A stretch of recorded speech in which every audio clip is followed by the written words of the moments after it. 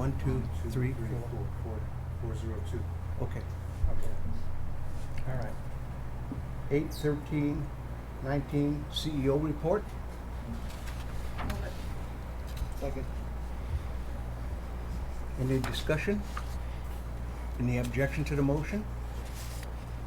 All those in favor say aye. Louis?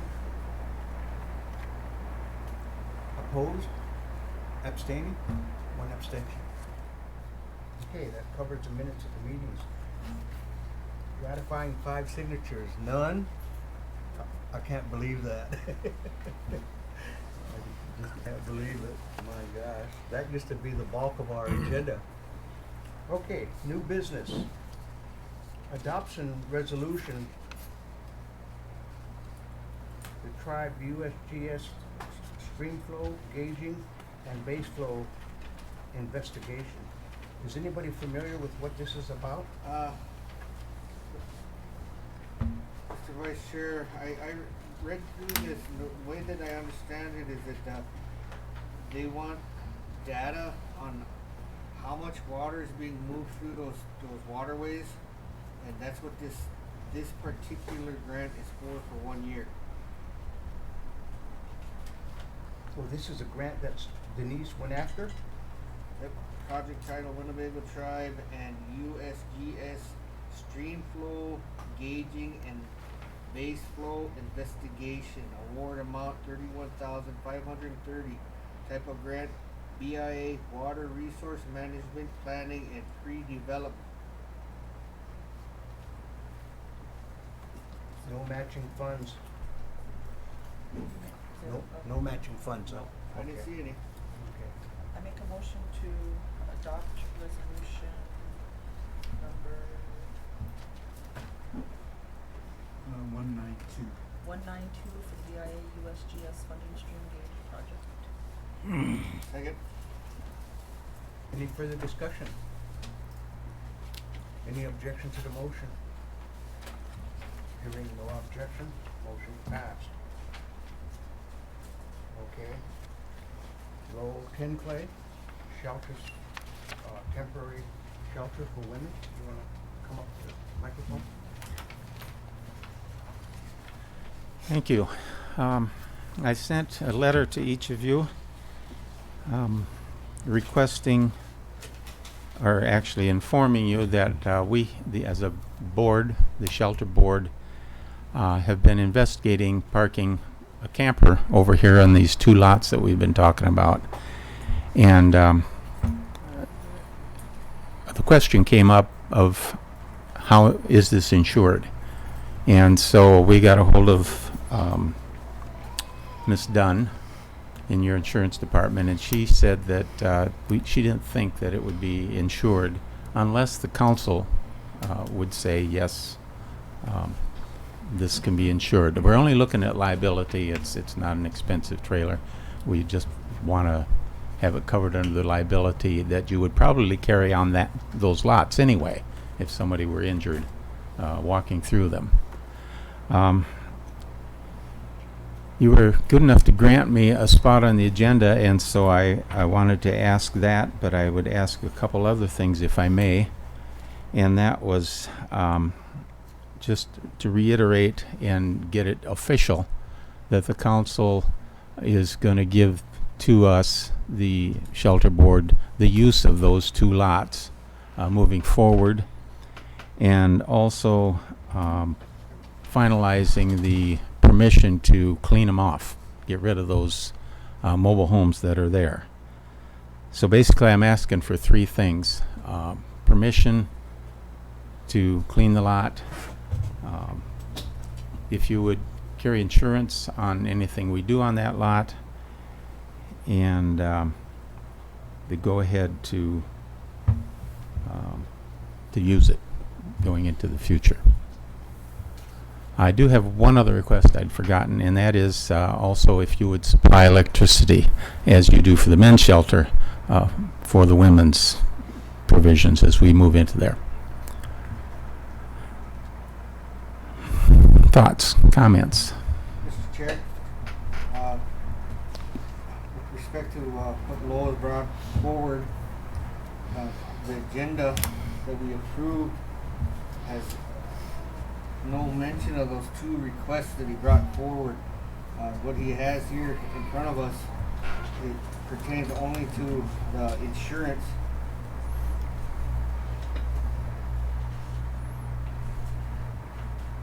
So, point of order.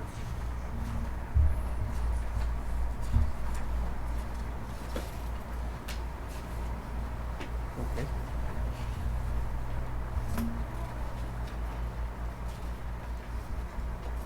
So what he's saying is, the only thing we have in front of us, though, is this little piece of paper. I understand. And does that specify wanting that property? No, the property and those other things are things that we've talked about in the past, Okay. but the council has never officially done anything with it. And so I thought, as long as you're thinking about the insurance on the camper that's out there, probably reiterate what you've already talked about in the past and just make it official.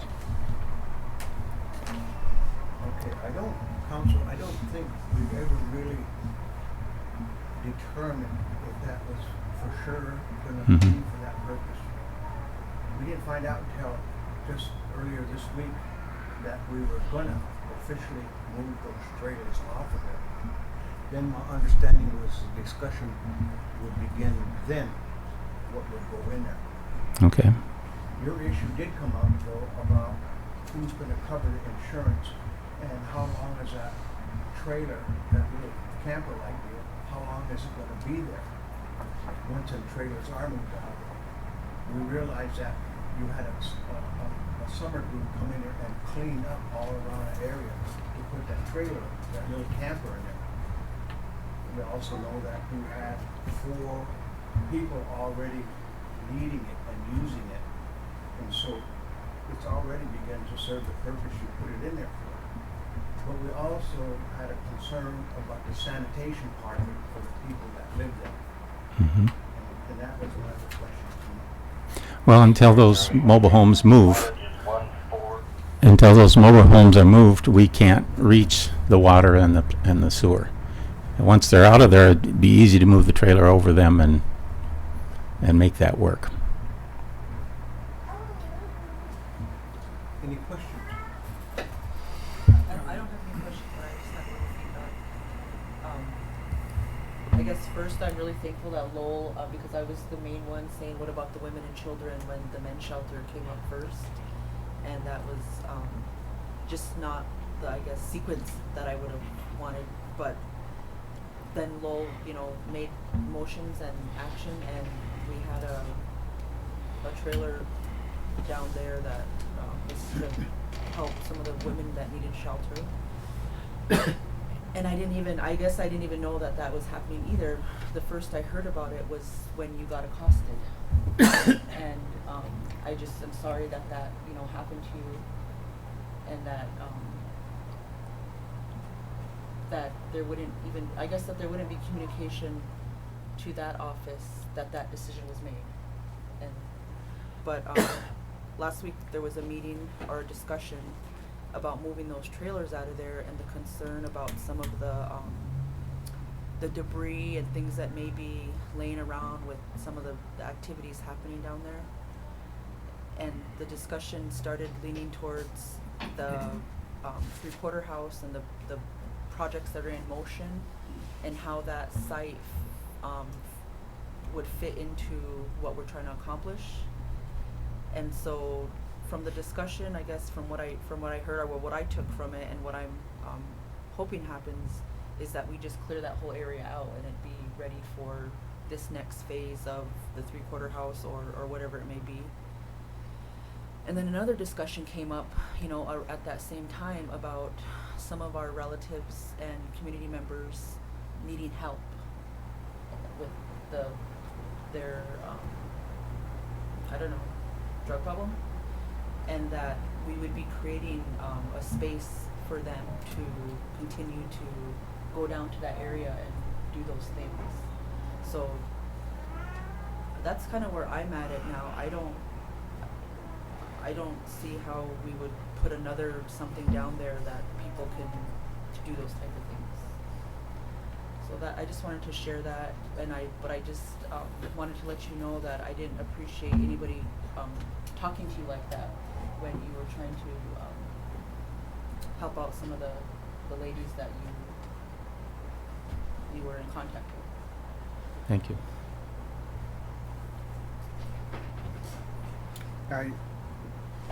I guess I would like to make a comment on the fact that that was a concern when we first started on the men's shelter too, how it would be monitored and all that, and was it just gonna be a safe haven for people that wanted to do drugs and that kind of stuff. But I think you people set up with the police department to monitor that on a nightly basis as to who goes in and who comes out of there. I think that's been successful. I'm not- Yeah. I don't know for sure, but hearsay is that it's been successful. And I guess I would feel that if the same thing was done for a women's shelter, that that would really serve a purpose in our community. Mhm. Now, you're getting 3 or 4 blocks away from where the police are just a half a block from monitoring where the men's shelter is. So I don't know. I'd like to see the council weigh in on it. If I may? Yeah. The process is that if anybody wants to stay there, they have to go to the police station. They have to sign all the paperwork, get the rules, take a breathalyzer test, and then every time they come back, or every time they actually leave, they have to come back through the police station and do a breathalyzer. There's a padlock on the building. The police have the key. And so 8:30, everybody's supposed to be out, and the building should be padlocked. They're not supposed to come back until 4. At that point, if there's somebody to come back in, they will open that padlock after they come through the station, and put the padlock on so the hasp can't be closed. Then I've also asked the police to patrol the area. And the first woman that was in there, she felt that there were people harassing her, shaking the cord, throwing gravel at the camper. And so now we've got more patrols just checking on it. Once we get those 2 mobile homes out of there, it'd be easy to patrol because you can see. There's no place to hide. But at this point, yeah, there are a lot of corners that people can hide around. And, that can be a problem, I suppose.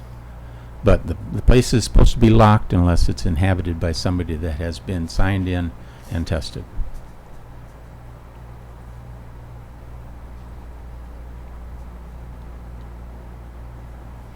Any other comments? I guess I want to elaborate a little more on the project. And I'm glad what you did with the men's shelter. Sometimes I wish the women got first, but we just moved as our feelings developed on it. Look what we got. And I'm saying, look what we can get. I want to use your 4 more months to the maximum in this community. And I hate to hold up on something like that, but there's a lot of I's to dot, T's to cross yet before we go there. For instance, when I moved out of there, how many people can that little unit accommodate? 3. 3? It's got a bunk bed and then another space that a person could sleep on. We could make it to accommodate a couple more, but it's too tiny to really handle that many people. And then could a sanitation unit be set in there once you got access to water and sewer? It's got a shower and a toilet and a sink. And so if we have access to water and a sewer, yeah, it'll work.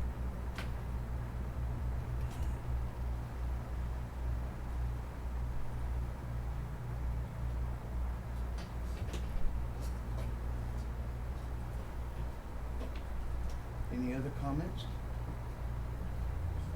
Comments from the audience in regards to this project?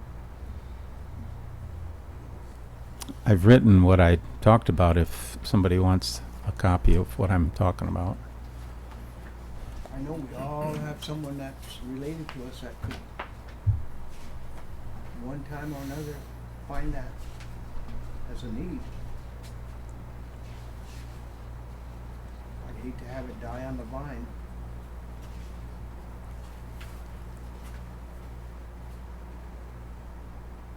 Yeah, I agree. We should be starting a new program, for this homeless for men and women. Definitely. Should be a priority. Well, and I was looking at, once that project is done across the street, we can move into going with a shelter there. You got a community that, my gosh, they have everything. They have the resources for taking over the DDU. They have the resources for an alcohol and drug abuse program. They got the resources for a halfway house. We have a men's homeless shelter. And I guess really right now the only thing missing is a shelter for the women. I don't know what kind of hurdles we have to go through to get that final phase in there. I might say before you leave. Well, it's not going to be done before I leave.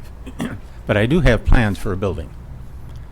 And materials for that building are probably about $40,000, $45,000. I don't know what labor would be to build it. But I've got drawn plans when the time comes for you to look at it. I don't have any money at all for it, but I've got plans. It's in a floodplain. That has to be considered. But I think, I've talked with Ron Knorr, and he thinks we can do something that will be acceptable. I told the council the other day that I almost kind of wished I was homeless when I saw how nice that place is in there. It's a nice place. Well, Marv keeps it in good shape. Are there any I guess requirements of the men that stay there, like to have to work or to volunteer or anything? No, we haven't done that. If we had the staff to supervise, such a thing might be possible, but then we'd have to have a budget that would support that as well. And Well, right now we have a budget for them to do nothing, and I think that's just enabling. If we're not even asking anything of them to do yard work or help at the church, well, but then they have to be supervised, And I know where you're coming from. And I agree that they could live there forever if there was no parameters set on Yeah. getting up and helping yourself. Yeah. But tonight, later on this evening, we're going to talk about some people that could use help for people that are just roaming the streets and not doing nothing. We've done this before, folks, and we called it day labor programs, where a group of people went out and worked. But to do that, it got real complicated with insurance and all of this other stuff, and it didn't go nowhere. The garden program, they want 5 people to come out and help harvest the corn. That's all they want. They want to pick some men or women from the community to help them do that. So it just stays there and don't go into seed. What better than to ask 3 or 4 men down there or women if they were here, if they would want to do that. Day Mhm. labor for a week and a half, whatever. It all can fit in with where we want to go and what we want to do for people. But, to turn a deaf ear to it is not right either. Well, since you're on that subject, if I may, HCCDC did look at a grant for that part of overall thing would have been a volunteer office and somebody to manage volunteers. That didn't happen. But if Winnebago did have a volunteer management office, it could cover that sort of thing. I didn't even know about that. Yeah, well, it didn't go very far. But that would be somebody to coordinate all the jobs. An elder that needs a lawn mowed or trimmed, or anything that people need to match people that would volunteer. That office would be able to oversee these people if they were volunteering for something. Yeah, that's the problem. We need somebody to oversee. Well, the people that are gonna use them would oversee them too. It's been my experience that you can't just take anybody and say, okay, I want you to go do that job, and then walk away. There has to be somebody that shows them the job, tells them what they need, and watches them as they go about it to make sure they're doing it right and follow through. Yeah, I'm not getting away from that Yeah. having to be done. Yeah.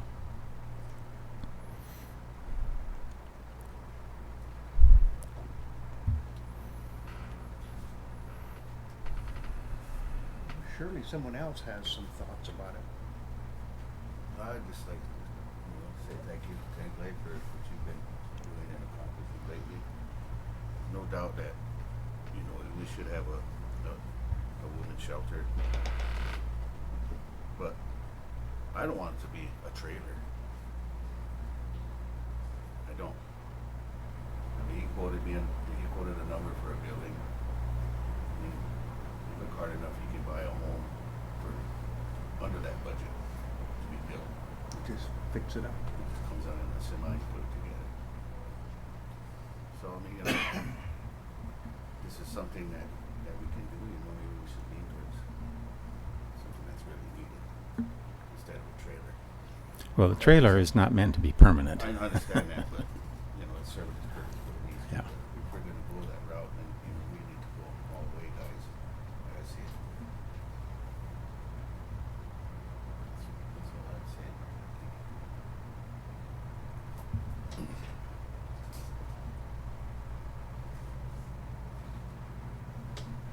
So what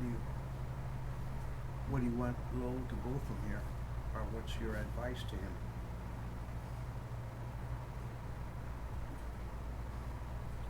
Oh, Mr. Treasurer, could we afford the insurance, that thing down there? Because that's something that we would wanna take on, I mean, do we need to? Well, It'd be safer if we put no trespassing signs up down there on that property, that way we're liable for nothing.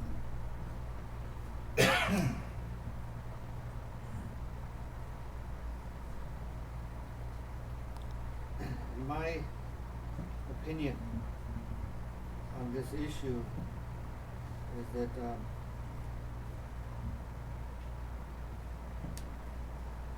I would like to see our resources used to build a structure that would accommodate not only homeless women, but women that are involved and need assistance with DV. And then taking some property, maybe not that property in particular that we're discussing now, or a place close by, and developing that into this structure that you made mention of. I would like to see that happen. And when we had that discussion, that was kind of the direction I was trying to steer us toward. And so that's how I feel about it. I'm not saying that the need's not there, but if we're gonna do this, let's do this right. So that's how I stand on that. So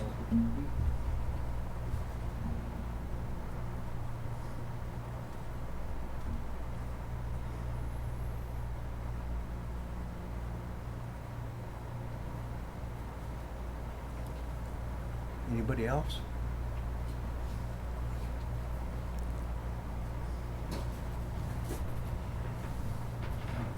So what have we said to help you move forward or come to a standstill? We're at a standstill at this point. it's sitting there. There's no insurance on it. I've put people in there at my own risk.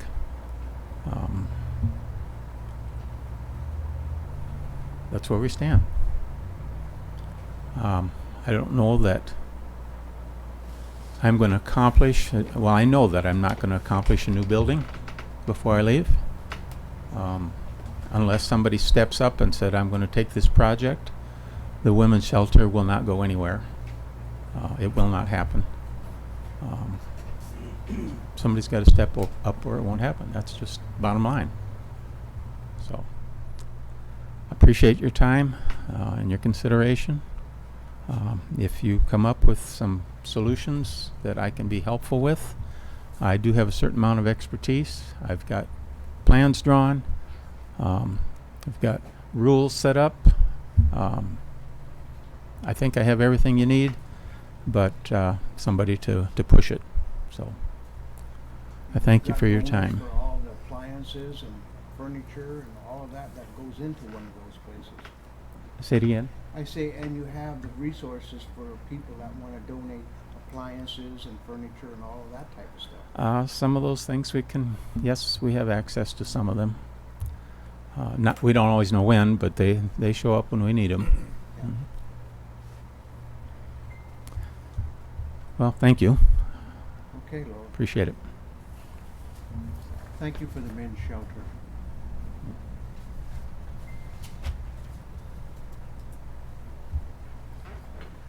Okay, Mr. Chair, to preserve the record on this, I move to table the request made from Lowell 10 label indefinitely.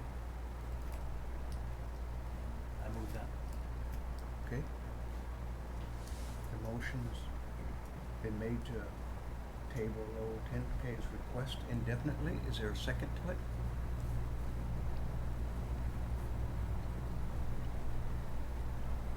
Is there a second? Second. Discussion. The reason for the motion to table, council, is so that, from what I heard from the comments that were offered, there is the sentiment that the council wants to move in a direction, but it does not necessarily know how or when. This preserves the ability to bring this back at any time that a plan is actually brought forward.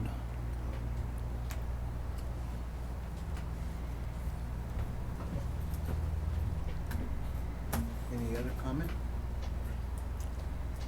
I'm gonna vote against the motion. Because I think we gotta do something with that little trailer. We gotta have insurance on it. It isn't gonna be a monumental cost.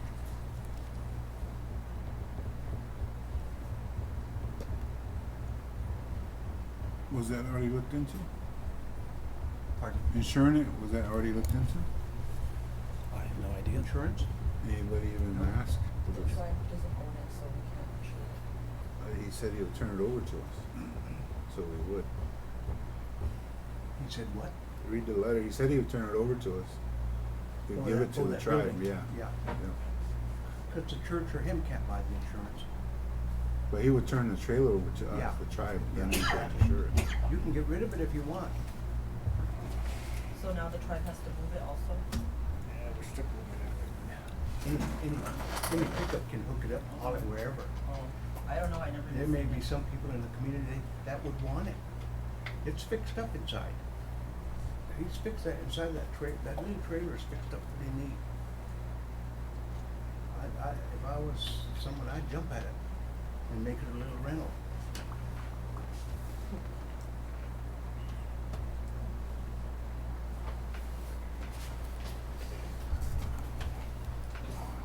Call for the question, Mr. Chair. Okay, all those in favor?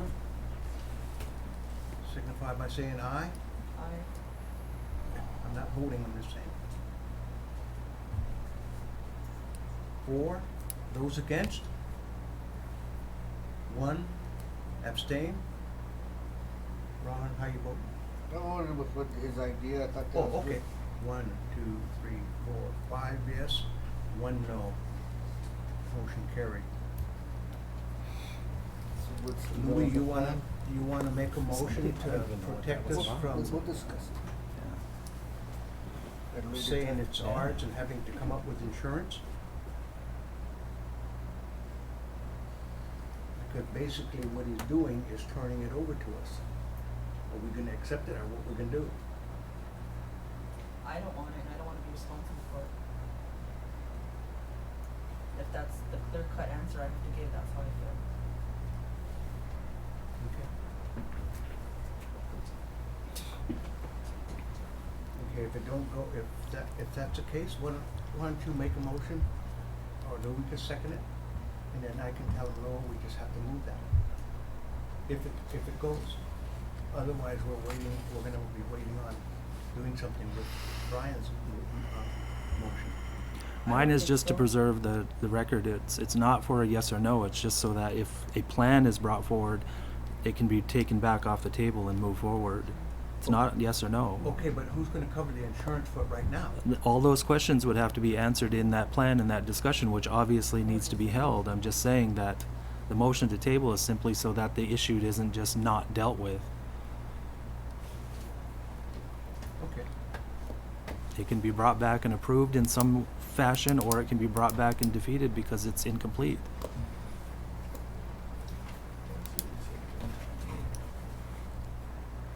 Is that the consensus? Well, that's the motion. It passed. It passed, Yeah, yeah. so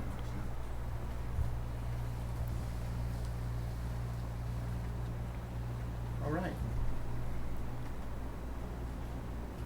Old business. Tool and personal property. Mr. Busher, is that you? Yes. You gonna come forward, please?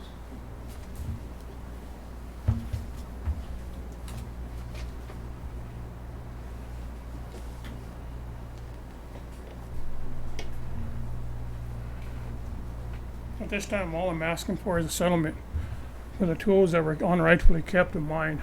That's all I'm asking for. There was about $30,000 of tools that were mine, that were kept unlawfully. It was among some cash, and all I'm asking for right now is a settlement of $28,000. These tools I need for my livelihood. And I've showed you the receipts on the ownership of them.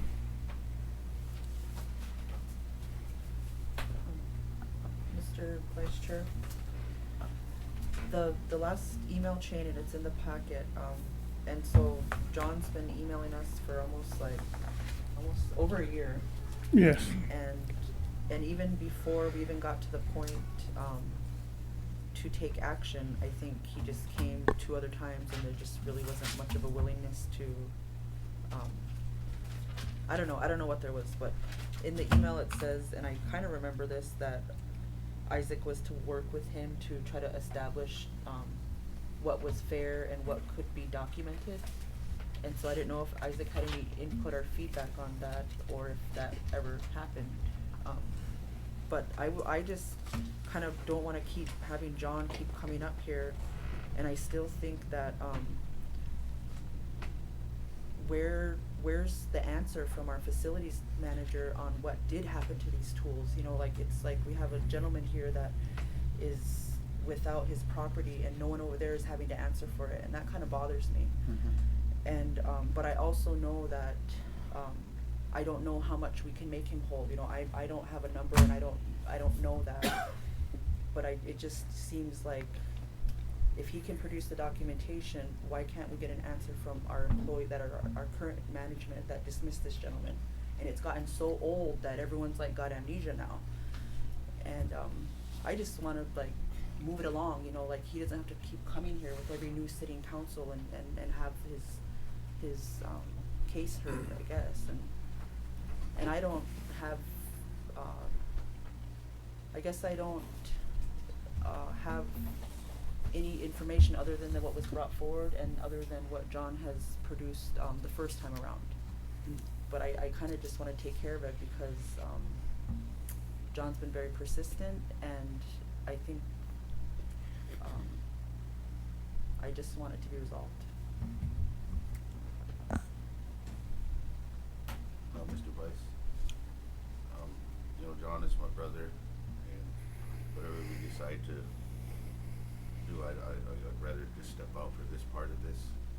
But I also want you to know that these tools that John has talked about, I have used myself in the field, which he has no longer. He don't have them anymore.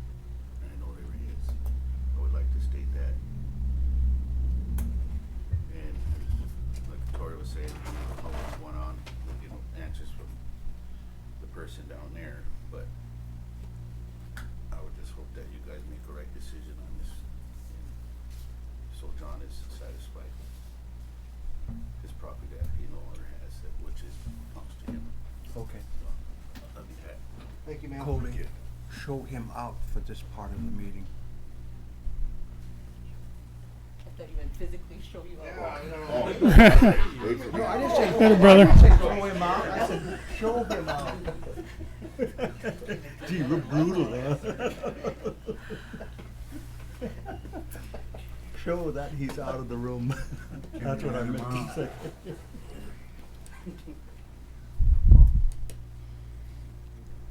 You know, in the past, and to make some input, in the past when we tried to deal with this, Sharon was our CEO at that time, and she really couldn't do nothing about it because it was her brother. And I can understand that, but that's probably the thing that held it up most, that Sharon was his brother. I'm wondering if we could get Esther to look into this in a little more detail and at least come up with something that that isn't so brutal as to strip him of everything. I just want to throw that out to you. I'm chairing, so I'm just gonna listen. I think that is a good point, and I forgot about that. And I think that's a good point because she also wasn't going to pressure and put pressure in some way that would be misconstrued as acting on behalf of her family. So that's another thing that complicated it and delayed it. I thank you for bringing that up.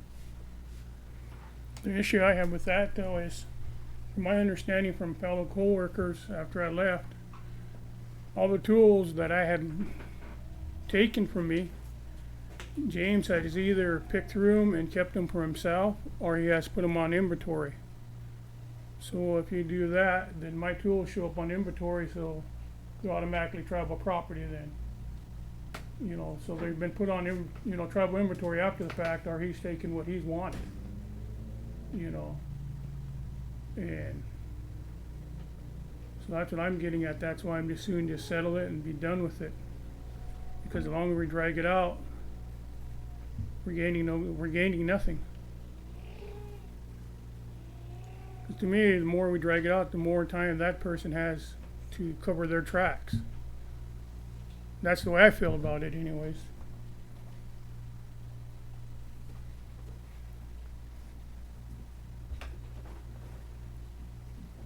And I'll give you a case in point. As I said in an email, he told my uncle he could have his grill back that he got for his retirement from IBP. So my uncle went down there to get it, and he said, well, it's not here. I need time to look at the cameras. Give me a week. So he went back down a week later, and he said, well, it's gone, but it's on nothing shows up on any of the cameras. So how does something disappear when you have cameras?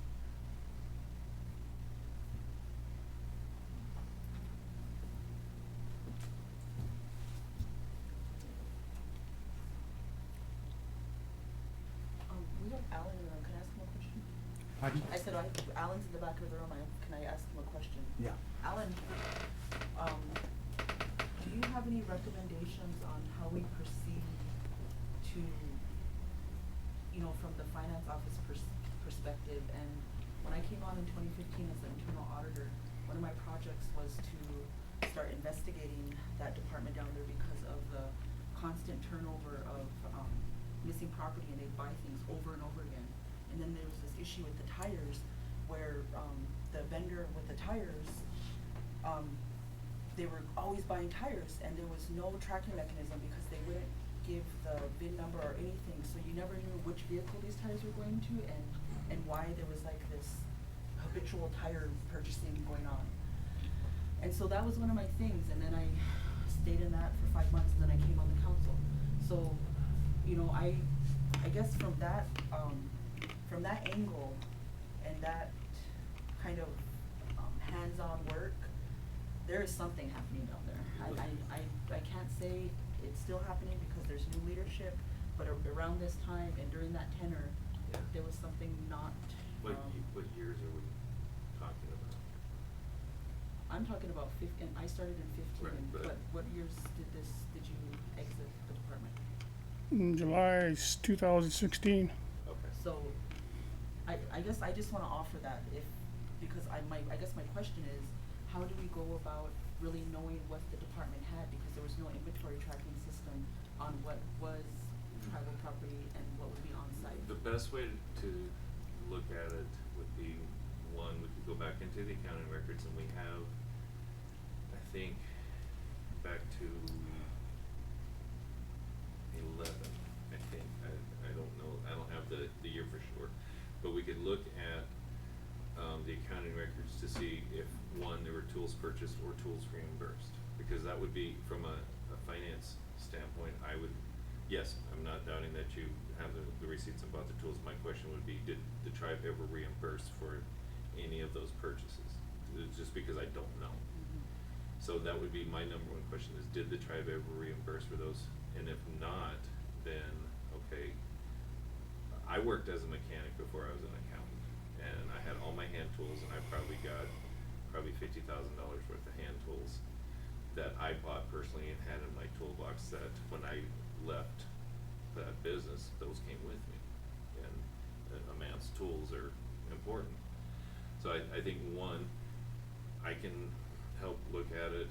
I know you had said Isaac had started looking at something. And look at what the evidence shows us and come up with a reasonable.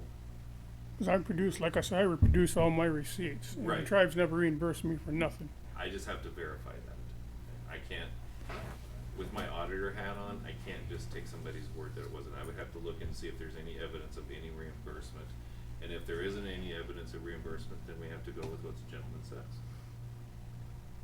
That would be my best recommendation for a course of action, to come up with a reasonable number, and then we come to an agreement with them at whatever number that comes out to be.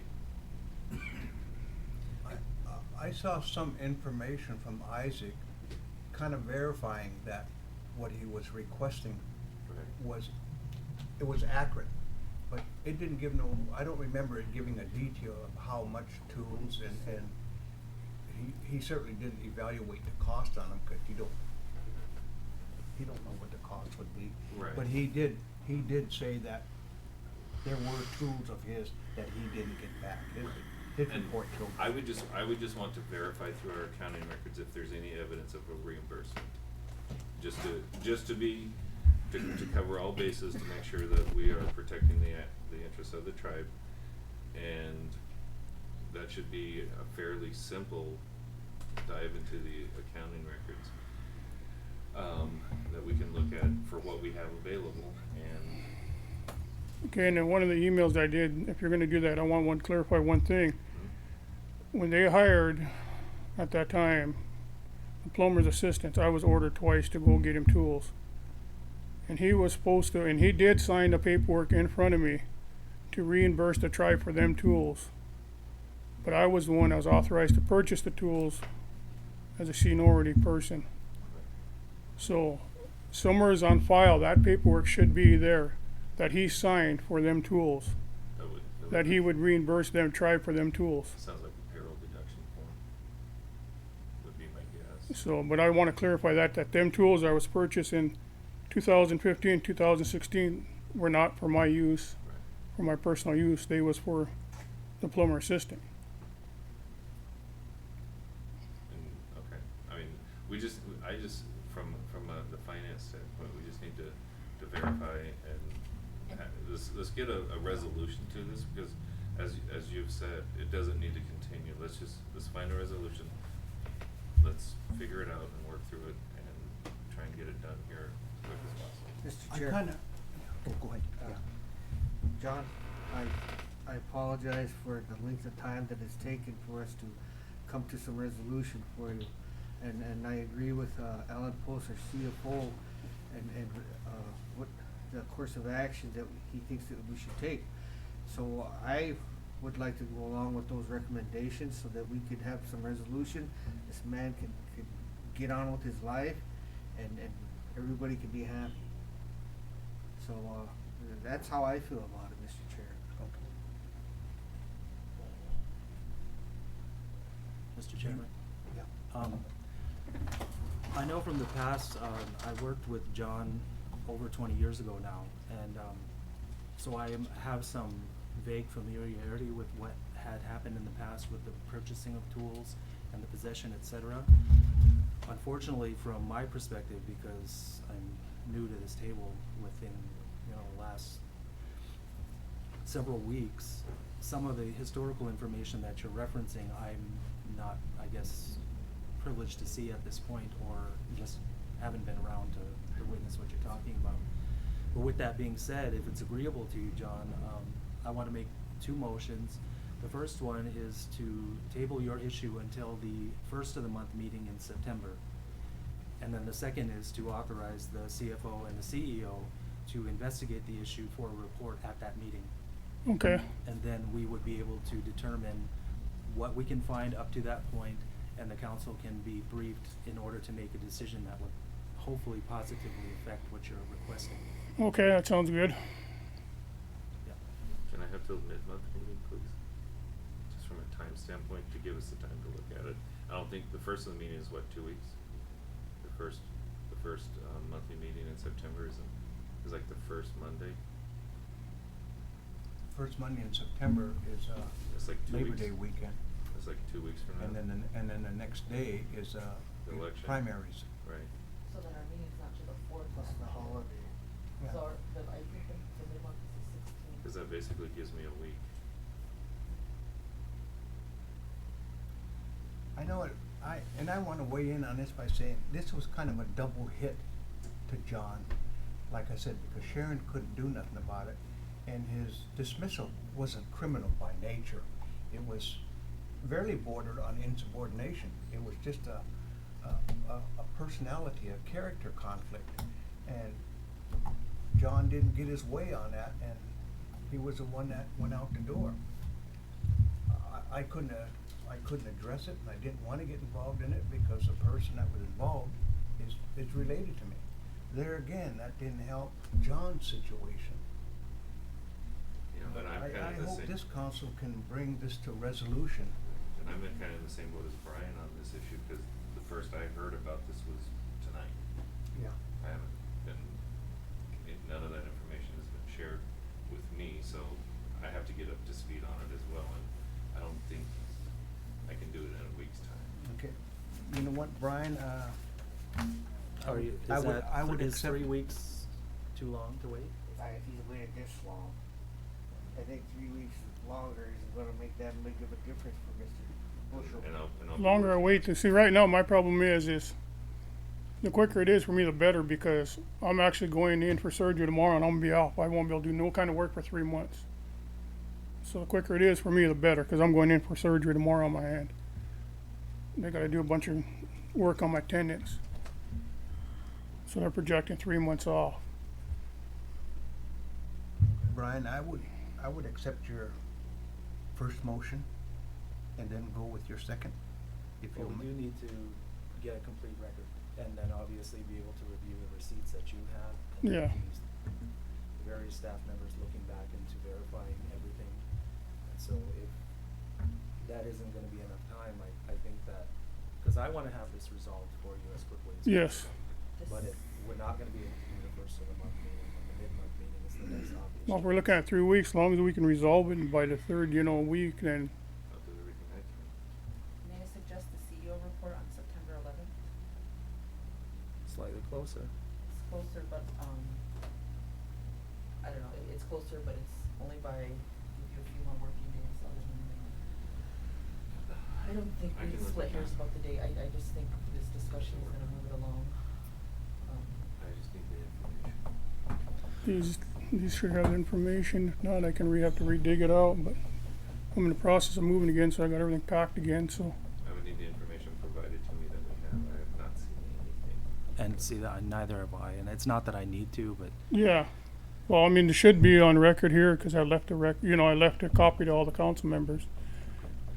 So, Mr. Chairman, I'll make a motion to table this issue until the CEO's report on September 11th, at which time it will be brought back off the table.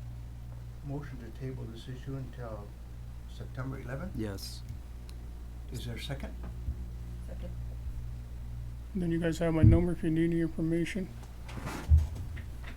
Is there any objection to the motion?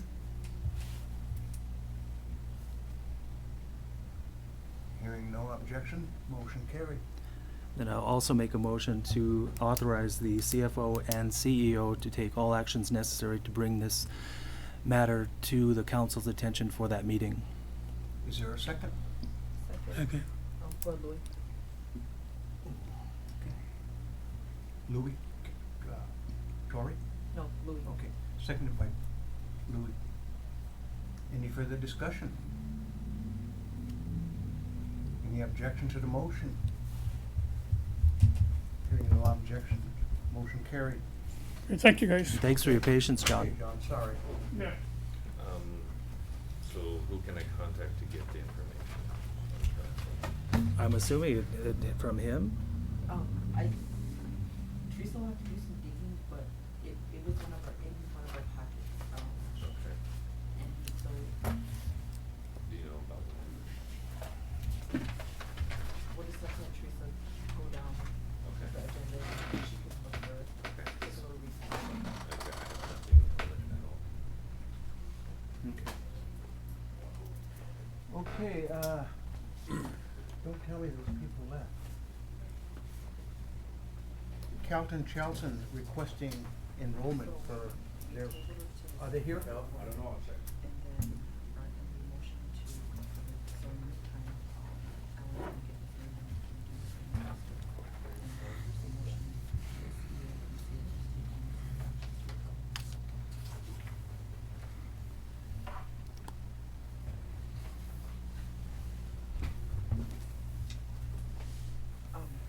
can I make a comment, please? Oh, I don't know if the family left or not, but, I wanted to make I guess it's somewhat of a supporting comment, but it's also a comment that I'm not able to take action at the table, because there's many other families that are caught up in the moratorium, and so I'm hoping that them being here, if they're gonna come back, that would encourage us to take care of this enrollment action, but I think we might talk about it a little later in that item, so that's all I just wanted to say about that I wouldn't be able to vote for what they're asking, but I think their presence is encouraging that, another young couple in this situation. Thanks.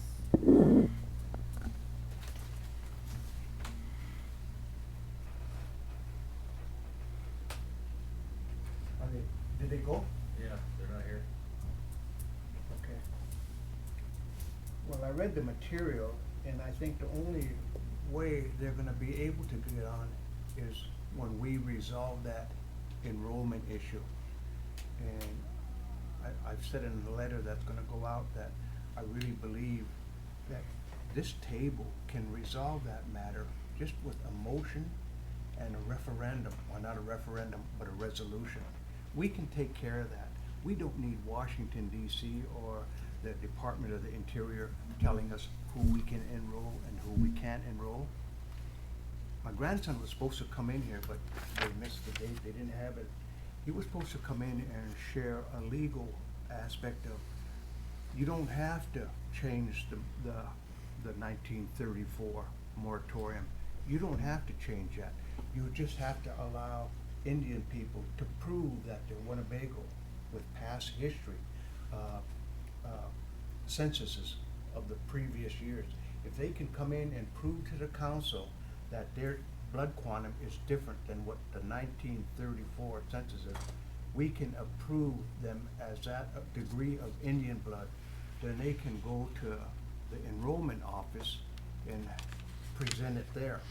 Then they act on those findings, which if they prove, it's gonna, without making a resolution to lower the blood quantum, they'll be able to make it proving that their ancestry was more than what the census showed Follow what I'm saying? Yeah. But the other thing too is, and it's Winnebago blood, and the other thing too is if we lower the blood quantum of Winnebago, you're gonna have Winnebago with Winnebago blood, the ones that are enrolling, and not a whole bunch of people lining up for the benefits that we have to offer as a tribe. Sheila has seen that material, and she don't wanna present it, but she wants Alex to present it, and then she'll tell you the legal aspects of it. That hasn't happened yet, but it don't have to go on as long as it's gone on. It could be resolved by this. I remember, and I said this a while back, we got so close to doing it one time, and I think we did a resolution. Tori, are you familiar with that? Well, the motion passed, and it was almost like insubordination by the council not to send that resolution. The vote passed, and then councilpersons refused to sign that resolution. So we have a vote that speaks to the survey results that were taken by the membership. And then there was an unwillingness at the table to do the next step. So there's a standing past motion that took care of this. And the enrollment committee presented options, I think A, B, and C, based on those enrollment survey findings. And they made a recommendation.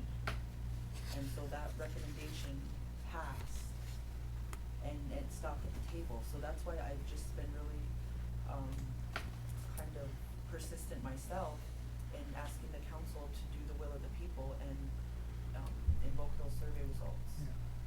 But what you're talking about needs to happen too. Yeah, I can say, my article agrees with what you're saying. It can be resolved at this table.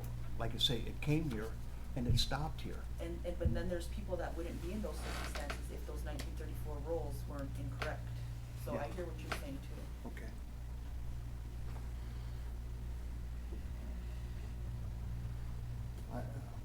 I wish we could explain that to them, but if they come back a later day, or if they come back into my office, I'll tell them what the situation was.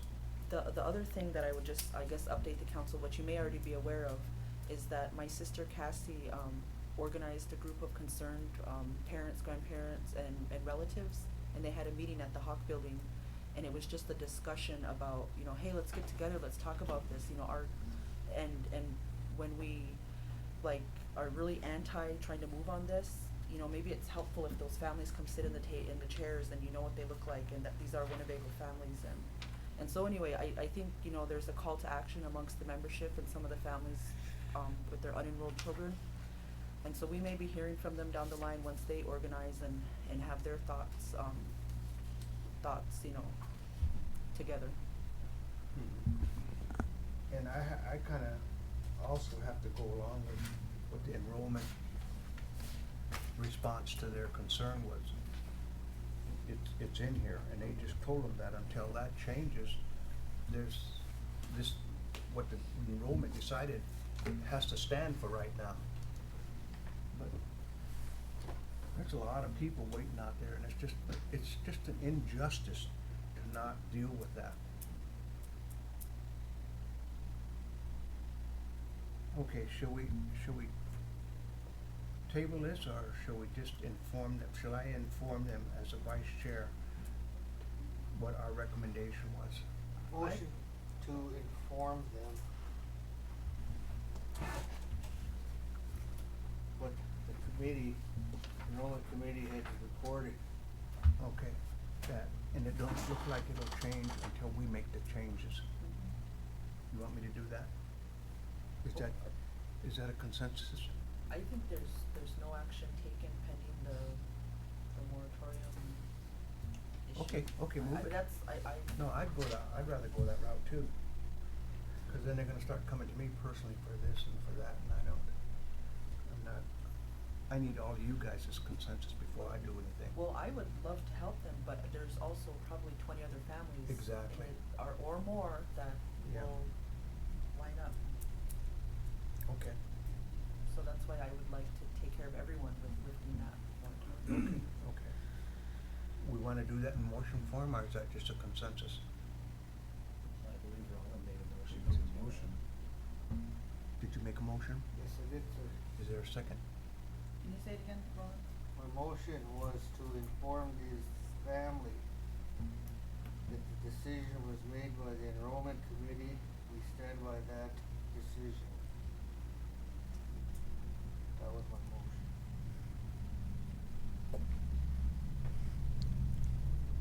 Is there a second?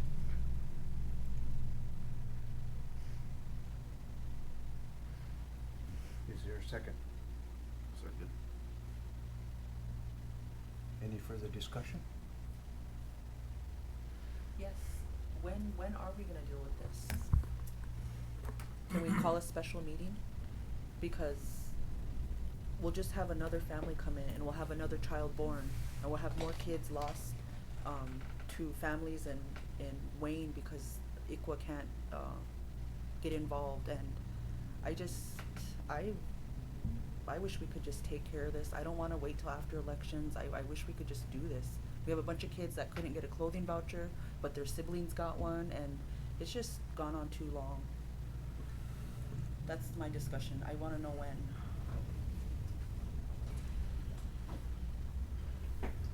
Sooner the better, Mr. Vice Chair, sooner the better. Does everybody wanna tackle it soon?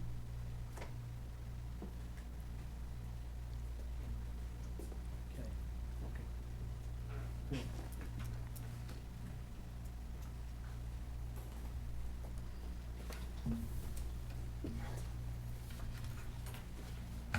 We've been dealing with this for a while. And then, when they sent out them forms, there was only like, I don't know how many, I don't know, just a few of them came out. Well, not a few, and some, but the number-wise, it was a real small number. And so, you know, when them surveys were sent out, when they came back and stuff, they chose and stuff to go to that secretarial election, I believe. So, okay, so I was sitting here in that meeting when they did that. There's only 5 tribal council members that was sitting here that day when they're supposed to have a table of 9. And then, so when they did that, so, okay, so there was 4 of them, you know, I mean, you know, the 4 of the 5 that were sitting here, you know, they agreed to do that. So, okay, so that went through, and so, but BIA, they kicked that back. So that's why that election's been sitting on hold for all this time. And you need a table of 9, and then it has to go all the way through, and so then you send it up to, I don't know, where's that at? Should that Aberdeen or something, or the BIA?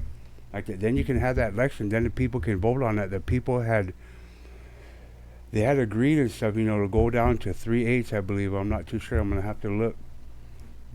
But my understanding by sitting on, by sitting on that committee and by being down here at these meetings, is that, you know, man, all these seats have to be filled, and you guys all have to agree on it, and then you send it to BIA and stuff, and it may take up to a year and stuff to get that special election going, so we can solve this issue.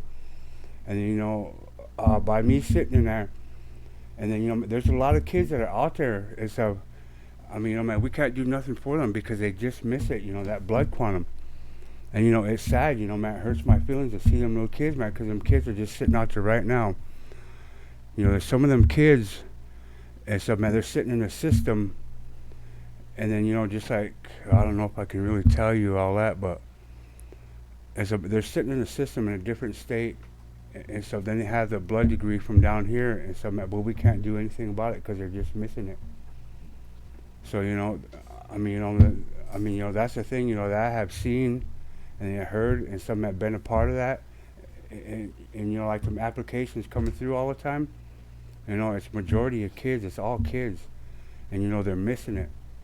So, you know, like I said, you know, there have to be a table of 9 that you guys are going to have to agree on, and then you send that over to the BIA, and then they can start that election. It has to be that secretarial election, I believe, that's what it is. I think, Was that, go ahead. was that 3/16 instead Yeah. of 3/8? Yeah. Oh, it was something like that. And then, you know, like, I'll give an example, you know, like right now, you know, my grandson, you know, he can turn around and stuff. I mean, you know, man, he's not going to make it because he misses it by just that much. And then, you know, man, we talk about it all the time, you know, man, we should just do it for the kids. You know, because they're sitting out there with nothing right now. And the sad part of it is, it's one of bagel blood. Mhm. The other blood coming in. Yeah. I think you might be wrong on saying that all 9 of us have to vote on it. I think the only thing where 9 people have to agree is when we deal with large financial Mm-hmm. with our investment portfolios and that type of stuff. Yeah. For instance, if we wanna build Oh. water park out at the casino. Okay. Yeah, you are right on that. And so it has to be 5. Okay. So that day there was 5 of them sitting here, but you know, the person running the meeting, you know, man, they couldn't say yes on it.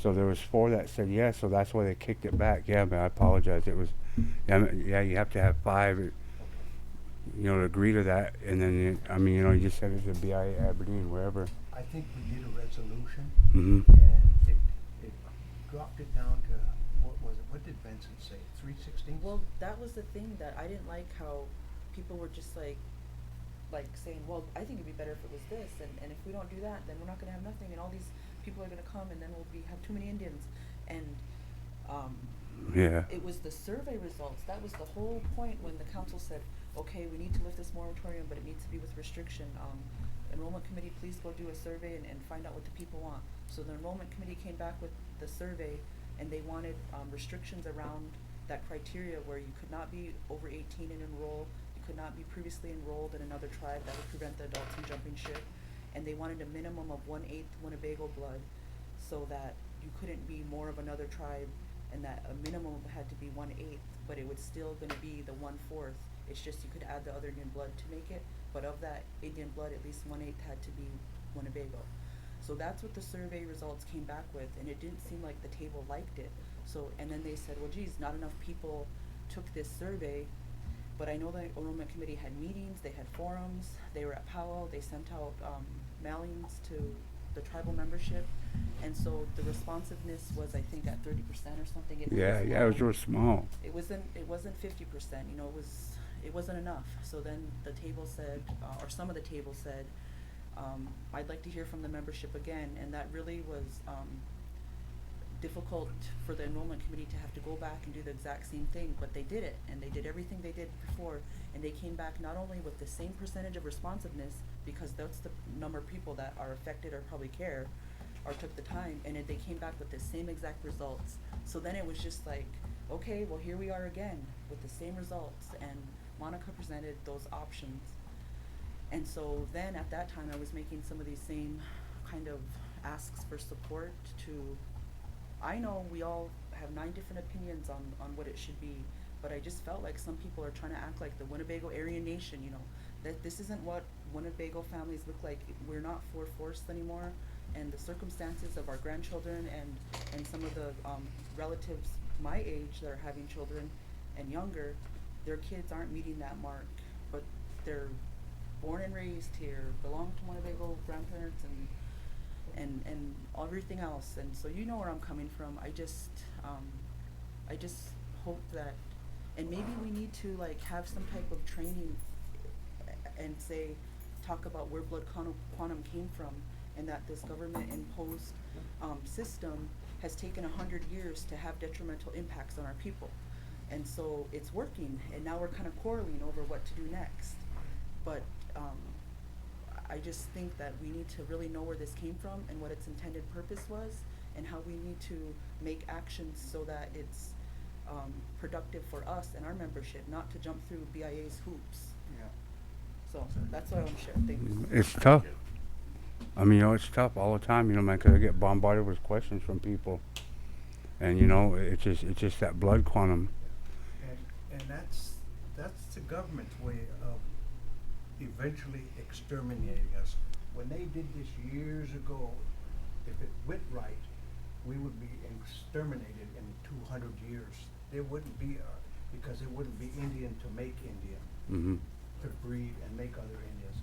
They figured that's how we would exterminate Yeah. Americans.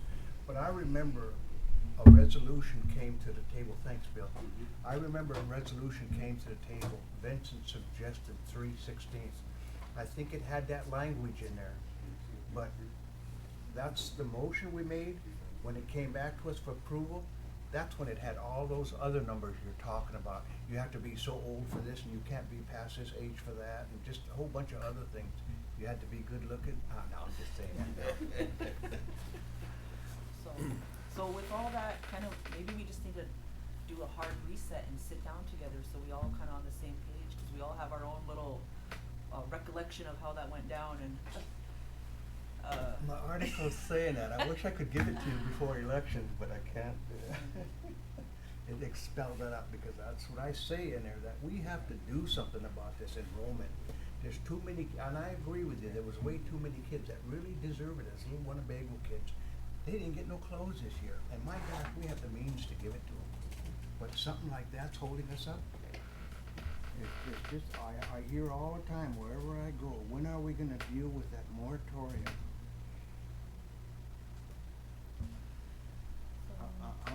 I'm willing to, This discussion is actually the item that I placed on the agenda, so it does have a time slot later into the meeting. So with that being said, I'll call for the question on the motion. and what was your motion? No, that's where Rollins' motion's still on the table about informing the family. It was seconded, okay. so Yeah. we just gotta take it to vote. All right, yeah. Is there any further discussion? Any objection to the motion? Hearing no objection, motion carried. Okey-doke. Kinda lengthy, but it was worth it. I think the kids allowed us a chance to bring up a real serious issue. So I can talk to them in a nice way and tell them that, it's still gonna be addressed. All right, Jim Rixner, you're gonna take Yep. on his, position tonight? Yes, I will be brief. The WCHS, the Winnebago Comprehensive Healthcare System Board of Directors had a meeting last Friday, and at that meeting, well, actually, we had a meeting last Friday, and at that meeting, we discussed updating the council that Danelle has accepted a continuance of her contract as the CEO through September of 2020.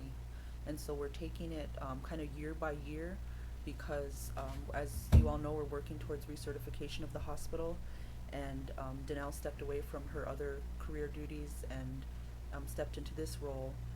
And I think we're just kind of, for lack of a better word, playing it by ear as we progress with the hospital and her role there. Because if you remember, when Danelle first stepped into this role, her duty was also to find her replacement. But the high priority right now is recertification, and that's where all the time, energy, and resources are going.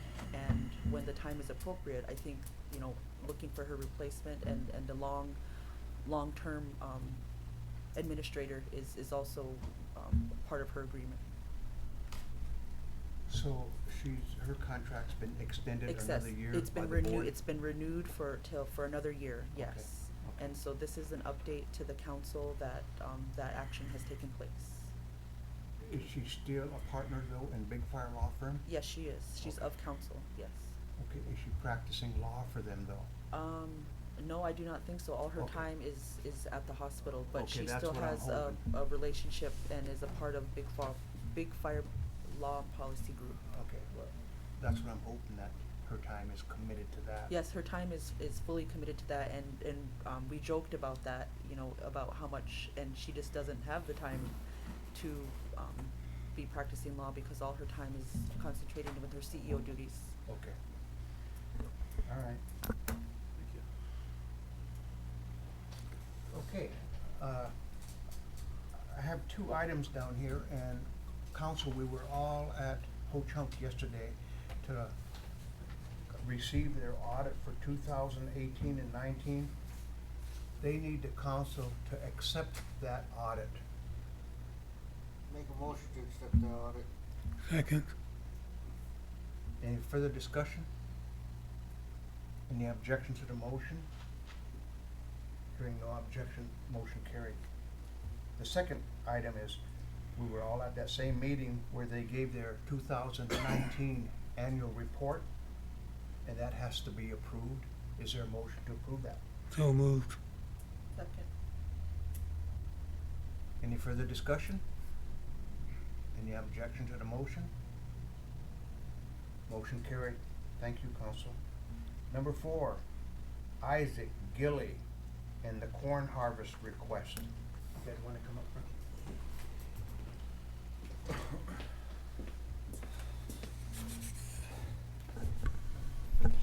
Well, I want to say good evening to all of you, first of all.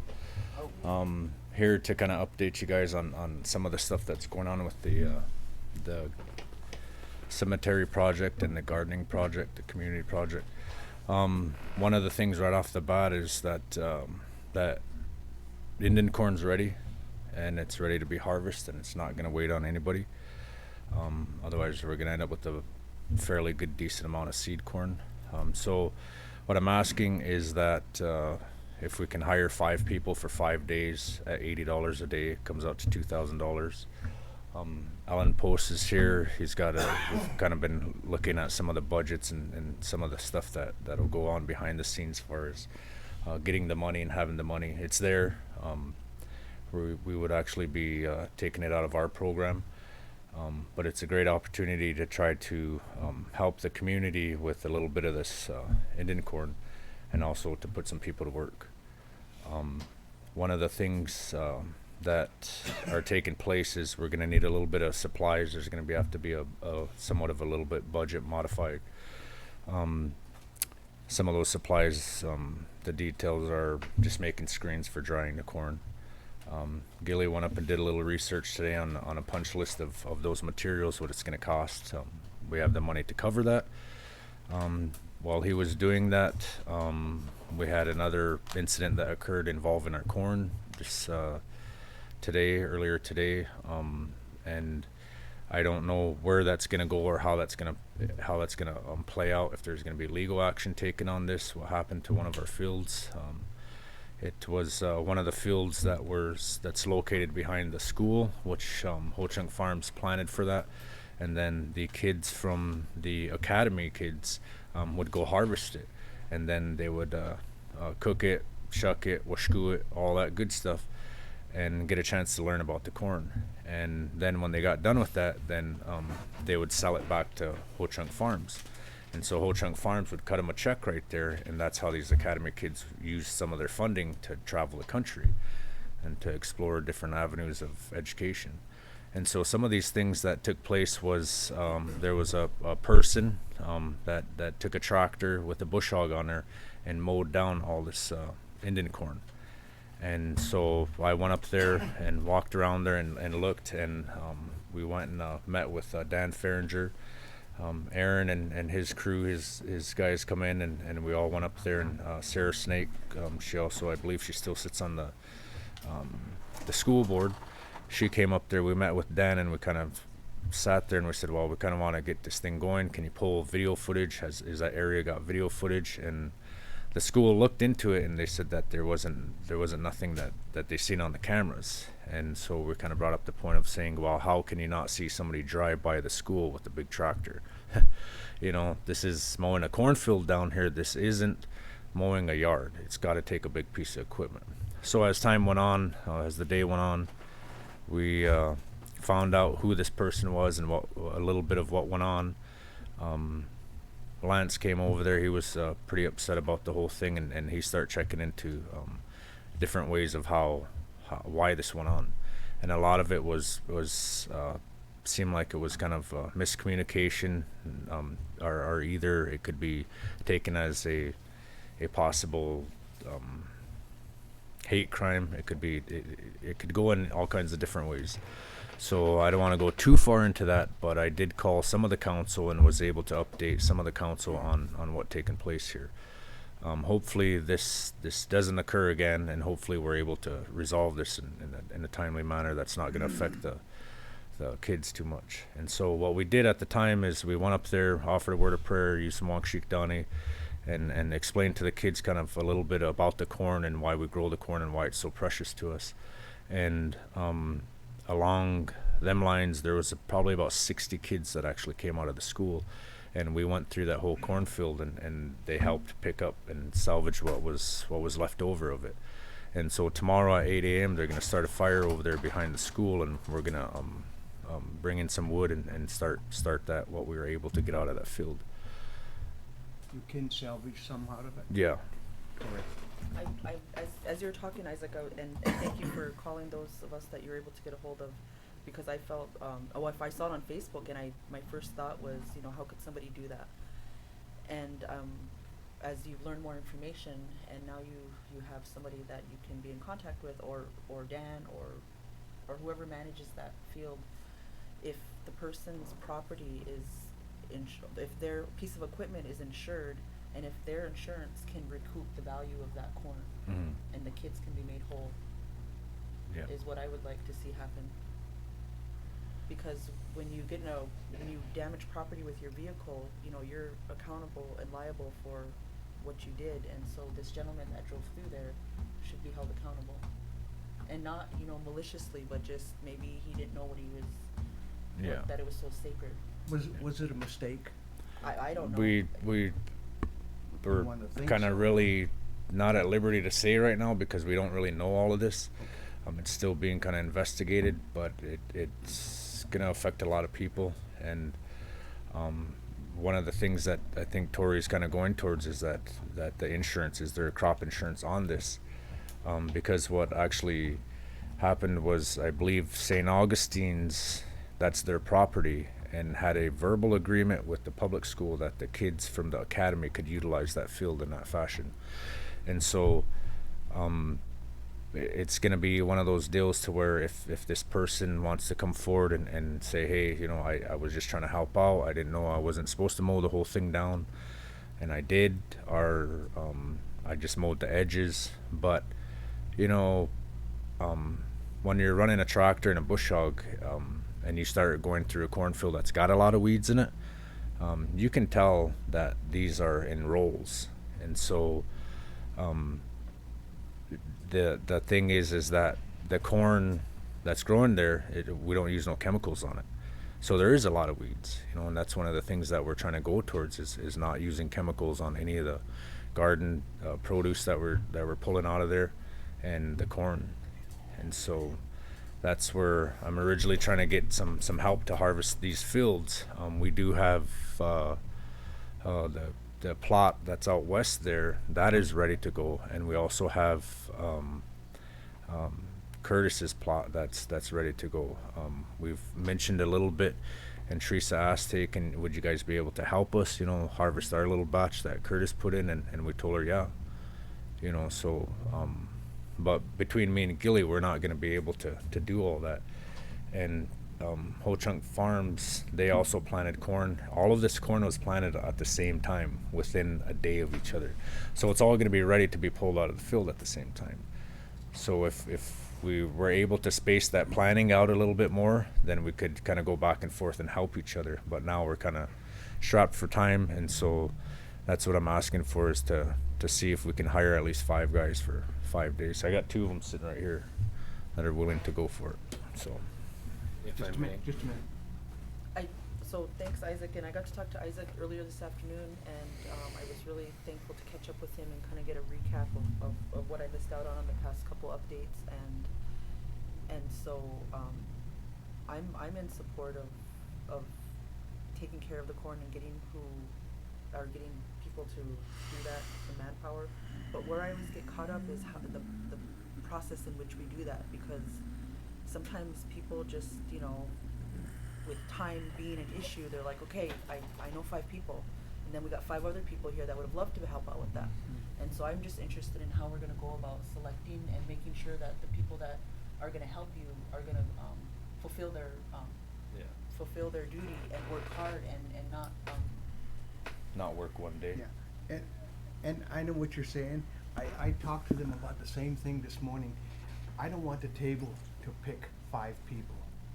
I want them to pick 5 people that they can supervise to do it, because it becomes a political thing with us, and we want to avoid that. So I'm glad. I just want it to be fair, Yeah, and however it is exactly. that, enough people are considered and that it's across all, but I don't know what I'm saying. I'm just saying I just want it to be fair, and I don't want 4 people from the Mallory family or the Rose family out there, Well, we're gonna have to Someone go else from back and maybe look the at this Baker now, family. because that's, Kind of halfway serious about that.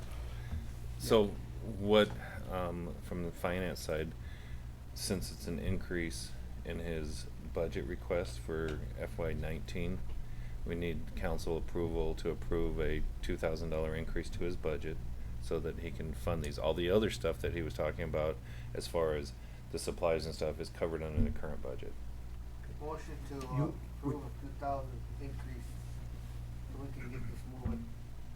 Okay. Is there a second to the motion? Second. Coley, did you get the motion? Okay. Any further discussion? That's gonna cover the workers? The 5 workers? Yeah, there'd be like day labor No- on a. No background check, no license, no It's drug test? Under.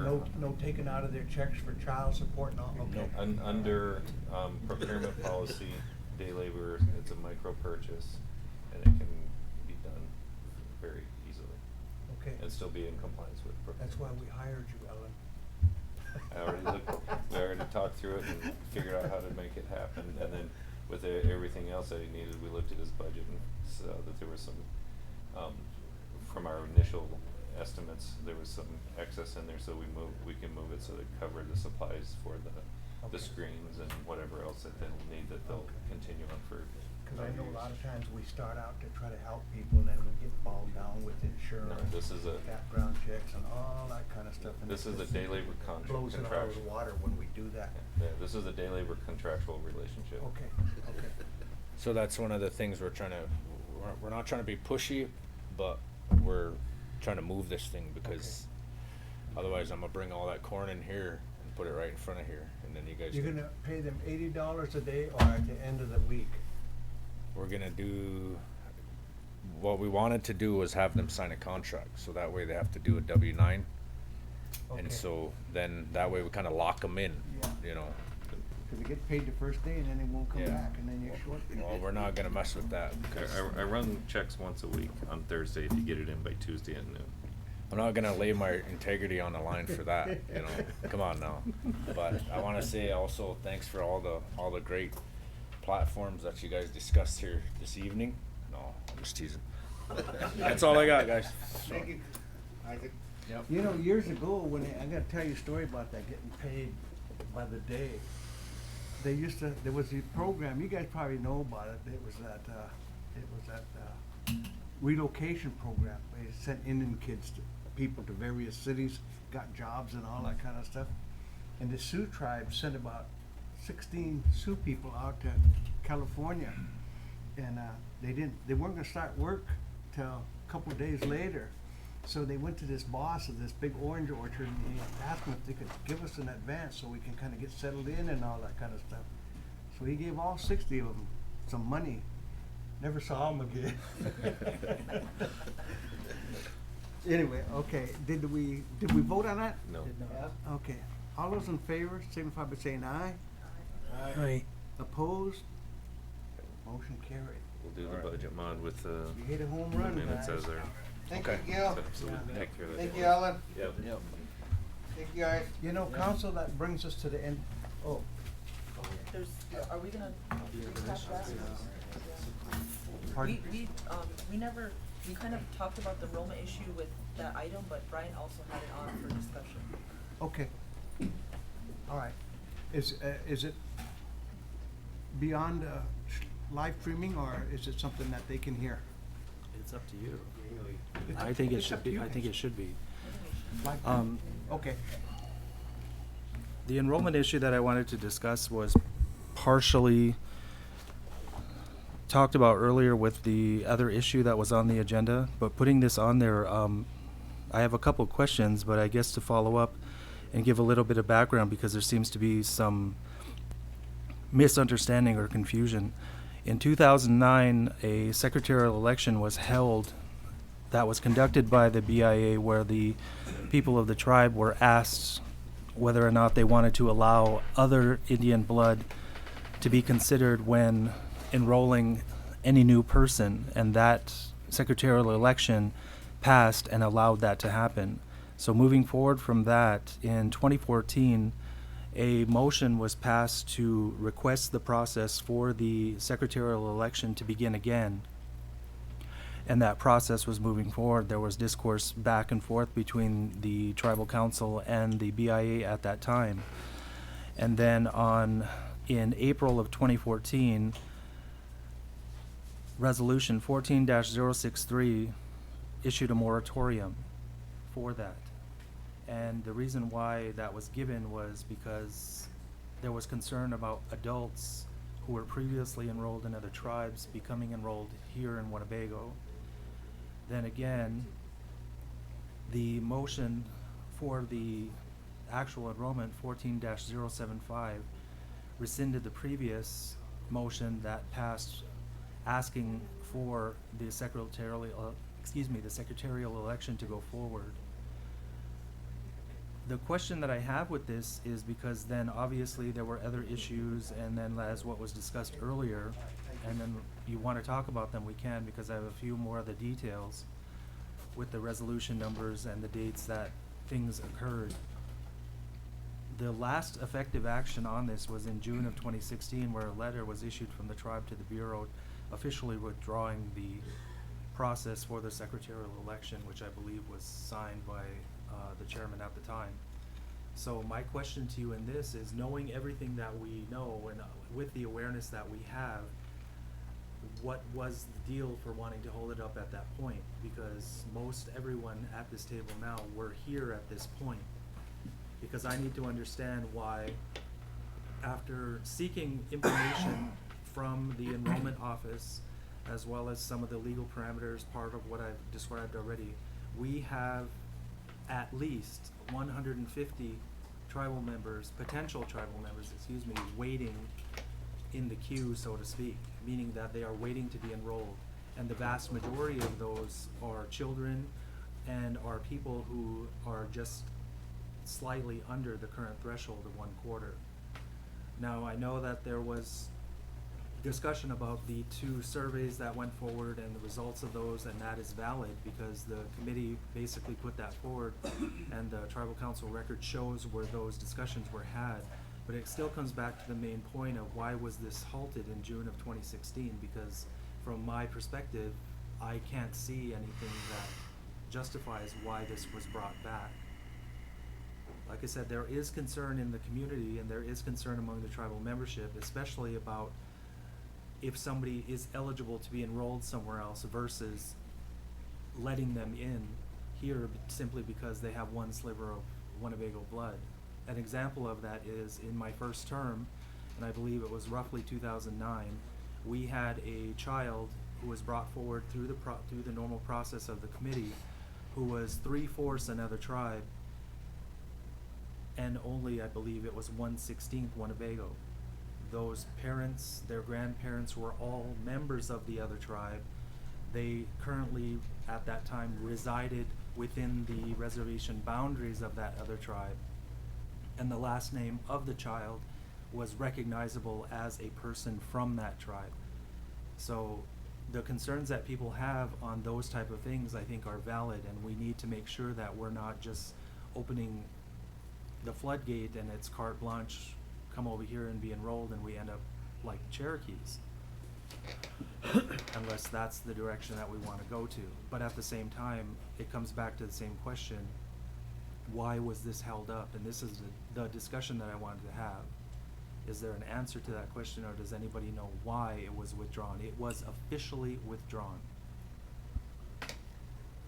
I don't know why. I guess I don't think I was here when it was withdrawn, because I was here when the action took place, and I mean I was of the council, tribal council, but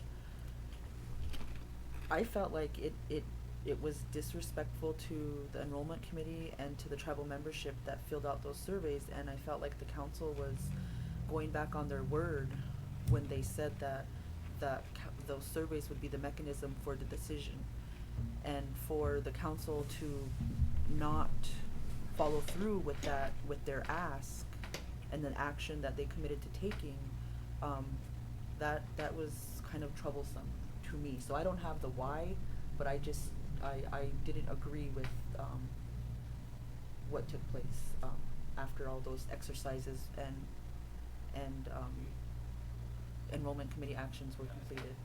So I just wanted to say that I probably wasn't at that meeting when they took it back officially, because I would have probably, or if I was there, maybe I don't remember being disagreeable, but I don't know. That's where I'm at. I feel like we need to listen to the people, and this is happening all over the country, and tribes are making, concession with their tribal enrollment. And I think maybe some of the membership or some of the committee, I heard people saying things like, no one else is doing this, and this has never happened. But in fact, there's also a legal memo by Danelle when she was our general counsel, outlining kind of all this stuff and all these scenarios, and it was kind of complicated. And then she had a whole spreadsheet of all the tribes that have either changed it in this way or had added other Indian blood. And so I didn't even know there was that many tribes that did it, and what it looked like was different for every single one of those tribes. And so to me, that tells me that those communities are having the same hardship that we are, and their solution looks different, probably based on their population, based on, other things. And I guess I make that point because I want our membership to know that we're not trying to do something crazy here. We're trying to preserve who we are as a people, and the language, traditions, and culture that keep us and maintain our way of life, and what it means to be Winnebago is never going to change because of this degree of Indian blood or this piece of paper. And so it's just like trying to jump through the government's hoop, and we have to make these changes so we can keep being Indian according to their standards, but we'll always be Winnebago according to what makes us Winnebago, and that don't mean nothing to them in Washington, D.C. So that's kind of why I feel so strongly about it is what it is, and this is what Indian country looks like now. To, I guess, give a little bit more of the information, what the tribe was going through at that time, and this is all verifiable according to the processes that were going back and forth from when the initial requests to hold the secretarial election were enacted. The secretarial election wasn't just going to ask one simple question, meaning that shall we allow other Indian blood like it did in 2009. It was actually, there were 3 or 4 different parts to that secretarial election where the question included, 1, eliminating the process for the secretarial election, meaning that the tribe exercised its sovereignty to alter our own constitution within our own means. And see, that's something that I support, because I don't think that we should be asking someone else if we can and cannot change our laws. And at the same time, then the actual enrollment issues were placed into that, and because of the concerns that, yes, some tribal members do have, I think it's time that this council considers moving this forward again, unless we plan on leaving at least 150 eligible or potentially eligible tribal members languishing on the vine, so to speak. Because until we decide something, and until we decide to re-establish that secretarial election process, we cannot alter anything for them, because our constitution says one very specific thing, that the blood quantum minimum is 1/4. And until we alter that, we're not going to be able to positively affect anything for them. So like the people that were here tonight, all of the other tribal members that you may have talked to, the ones that I'm illustrating for you in this conversation, who have a minimum number of 150, we're not going to be able to do anything for them. We have to be able to alter our constitution to allow these changes. We have to begin this process again. I don't think that there's any real reason why there needs to be any hesitation for it. I have not yet found any real justification for why it was brought back, why it was rescinded. And unless that comes forward with something mind-blowingly egregious, I think that we need to push this forward again. Brian, go ahead. I was gonna say, the only other issue that I remember coming up at that time was that you could only have one question on the secretarial election, and so then we would have to do them separately. with, do we have to go through that process again? And with the enrollment, it can only be one question, and that was also a holdup because we had more than one question. Well, see, that's where I think the question being asked in that, with the removal of the secretarial election process, yeah. would engage the tribe's ability to then make the subsequent changes without Yeah. having to go through the rigmarole I of agree. secretarial I would election. be supportive of that. I agree with you too, Brian. We need to get something done with this. I mean, just, as Kenny said earlier, we have to follow this committee's decision, but, you know, I look at it, to me, this kid's a bagel. You know, that's the way I see it. Some has to be done, really, but for me being who I am, I don't like being numbered. Yeah. You know, I'm not like a half-breed, Angus bull, you know? Yeah. I'm a bagel. I'm a chump. You know, I have children, you know, I know they're half. I have grandchildren now. You know, I don't know how much more. My blood's getting diluted, so to say. But I am prepared to accept that fact if my blood goes that far up. My kids are no longer. In the white man world, it'd be that way. But they're gonna always be raised as who we are. I realize that, and sometimes things like some of these things that we see, we have to be careful. We're not that far enough broken away from each other that we're able to come back and breed with each other. Have to be careful about that stuff. I just wanted to mention that too, you know, but we need to do something. If we're talking about lifting this moratorium, you know, do it. I mean, I don't understand why it was done either. I wasn't here. I But think, I have some I think that concerns as well. council went from one extreme to the other, where they just let everybody in, and when they realized the mistake they did, they just cut it off.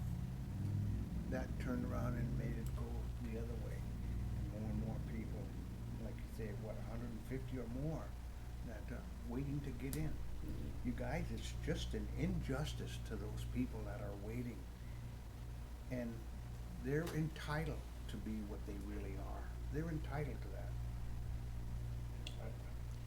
Like I told you earlier, my grandson wanted to come in and not ask us to change anything, just to accept the proof that he has that Annabeth is full-blooded Winnebago. That's all he wants to do, is prove that. Once he proves that, and the tribe sees that and approves, makes a motion to accept the blood quantum of Annabeth, then, and then only, could he take it to the enrollment, and they have no other choice but to approve it, because it's right. You don't have to change that, you don't have to change that moratorium. We can at a table make a motion for 3/16, 1/8, we can do either one of them. We can do either one of them. Or we can have people that wanna get in, and they know that their blood quantum isn't right, to show proof and correct it. There's really three things we can do. Prove that the census before 1934 are right. That's one of three things. The other two is lower the blood quantum, either 3/16 or 1/8. What did Vengeance mention? The survey results asked for a minimum of 1/8, but there was suggestion at the table to do 3/16 rather than 1/8. And that's where I was saying that the people and the ones that need to be enrolled, they're needing a 1/8 minimum. They're not needing a 3/16. Yeah. But that was just a kind of like a more modest step down than jumping to the 1/8.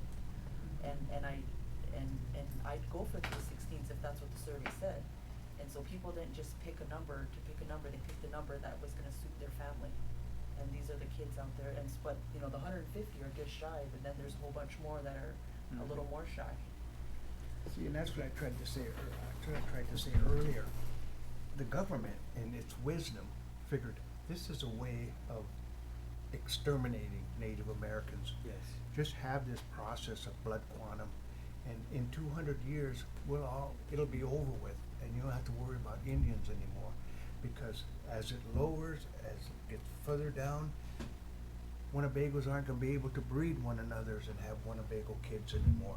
That was the thought process of not our ancestors, but the white people years ago. Kind of working yet today, though. Yeah. Well, you know, the thing with the pedigree itself that we all have, that we all basically bear at this point, because each one of us has that in the varying degrees that it is, I think it's established and everybody understands that it may not necessarily be a year's total, it is actually a generational total. Within 3 generations, the tribe would be eradicated if those generations did not marry somebody within the tribe. Exactly. And so with those kind of acknowledgements and those kind of understandings, but at the same time also putting forward that the tribe ought to have the ability to determine for itself its membership, and that a pedigree is not the only level of qualification, that there should be some type of tribal identity that is constructed, meaning that you guys are all very well aware that there are tribal members across the country, but unfortunately there are many of them who don't have any kind of tribal identity, meaning they have no history or knowledge, they barely even know where they come from, much less what it is to be a member of this tribe. And then at the same time, we have people living and working currently in this community who celebrate, who participate, who enact their daily lives using Ho-Chunk culture, but because of the pedigree are not actual tribal members. So my point in saying that is, when we do this, and it does have to start with the secretarial election removing the requirement for the secretarial election, then the councils that come after us can be basically free to decide whatever those parameters are. And that has to be a much larger discussion, not something that we're basically trying to cram into a mid-month meeting. The community has to be involved, people's points of view from the various families, clans, etc. All of that has to be considered, because a Winnebago identity is not simply a pedigree. It should be something, and what was thrown around, and it's a very small phrase, but some type of citizenship awareness of what it is to be Winnebago. And if you cannot meet those simple requirements, then, and you're not blood quantum eligible, then unfortunately you should not be a member of the tribe. But the point is, there are too many people in the waiting period who can. I think Coley and Tori and I were on a council, maybe Louie too, a couple of, maybe 2 or 3 years back. Remember this Oneida man? He wanted to, he could be either Winnebago or on the Oneida rolls. And he actually came in and wanted to know what our benefits were, because he was gonna go with the tribe that had the most benefits. No, I remember what you're talking about. He got caught with being dual enrolled, and so he wanted to find out which one he should pick. Yeah, that's what it was. Yeah. Yeah. So And he so checked on the benefits. we end up relinquishing, or he ended up relinquishing, I think, Yeah. I'm pretty sure. Yeah. Okay, that's what it was. I grew up on the Ute Reservation, where the requirements is 5/8. It'd be 5/8 Ute to be enrolled. That left a lot of half-breed Utes, like myself, were terminated. So we were Indian.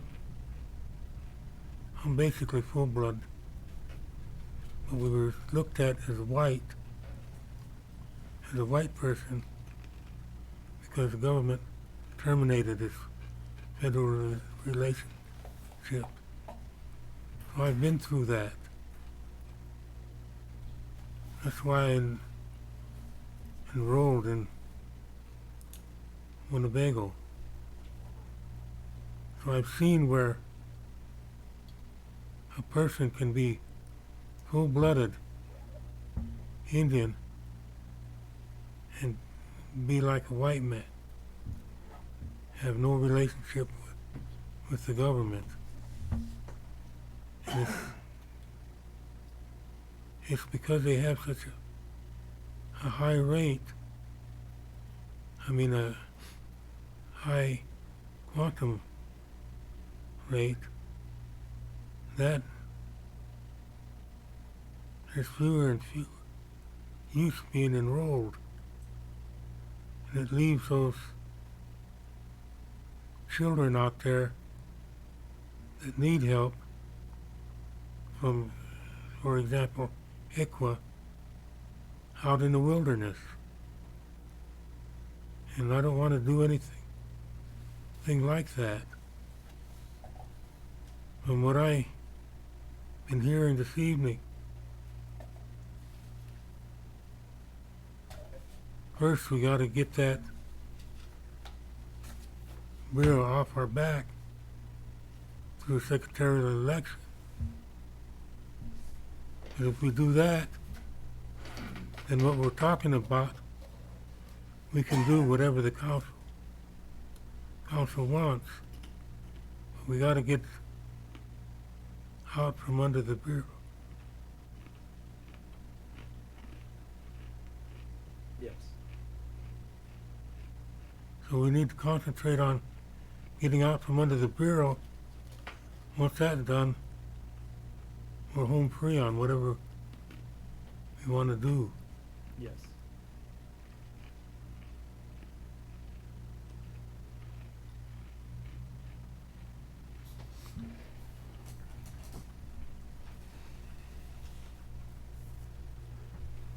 So with some of the other discussion points, so there's clarity on this, is the point, you guys actually brought this up in the earlier discussion on the actual agenda item, is there are several scenarios where enrollment, because it is being withheld due to policy, we have children in the ICWA process who are ineligible to be helped under that law.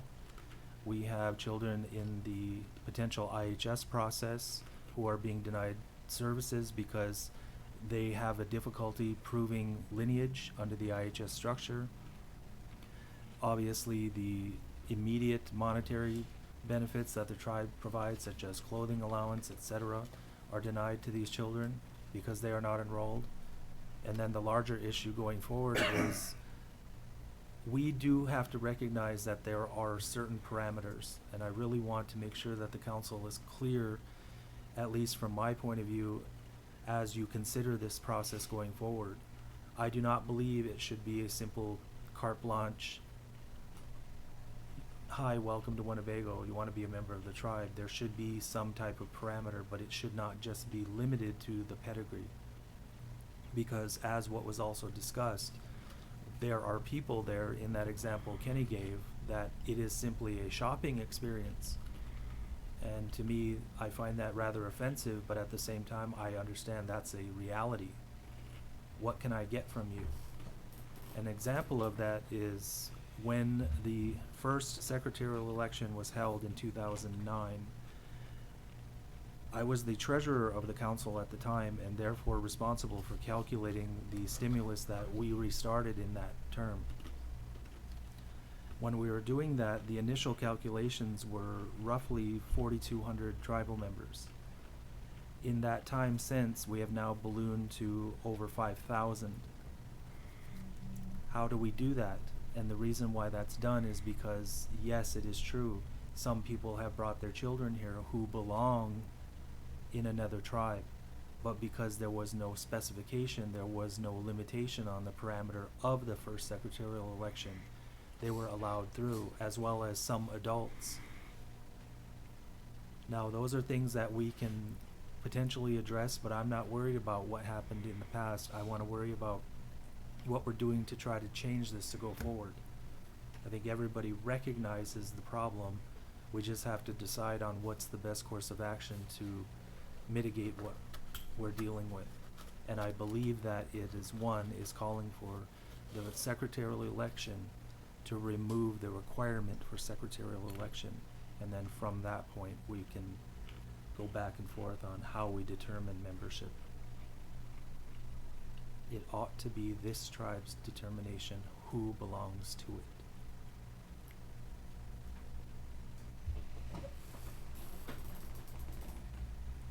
Any further discussion?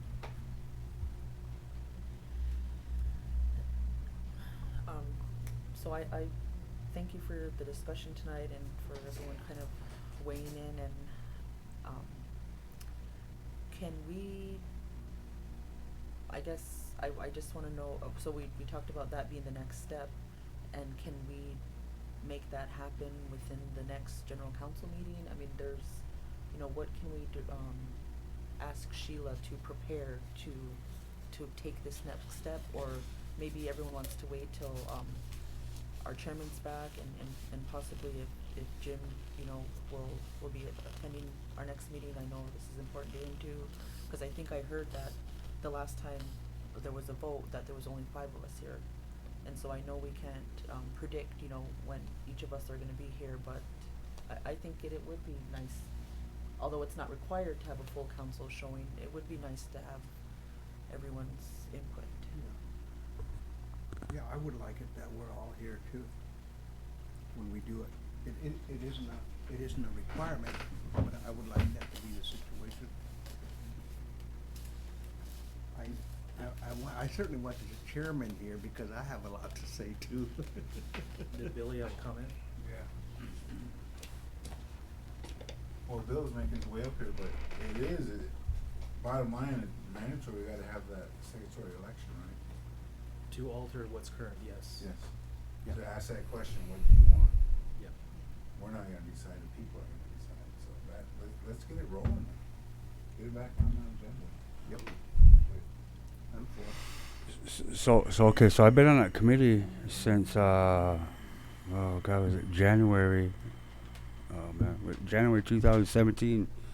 And then, you know, there's been a lot of stuff that had come through, you know, that I had told you earlier about the kids. But I mean, you know, man, there has been some that came in, and then, you know, when I say some that came in, and it has to do with the applications. Well, you know, we go back, it's up to, how would you say it, them benefits.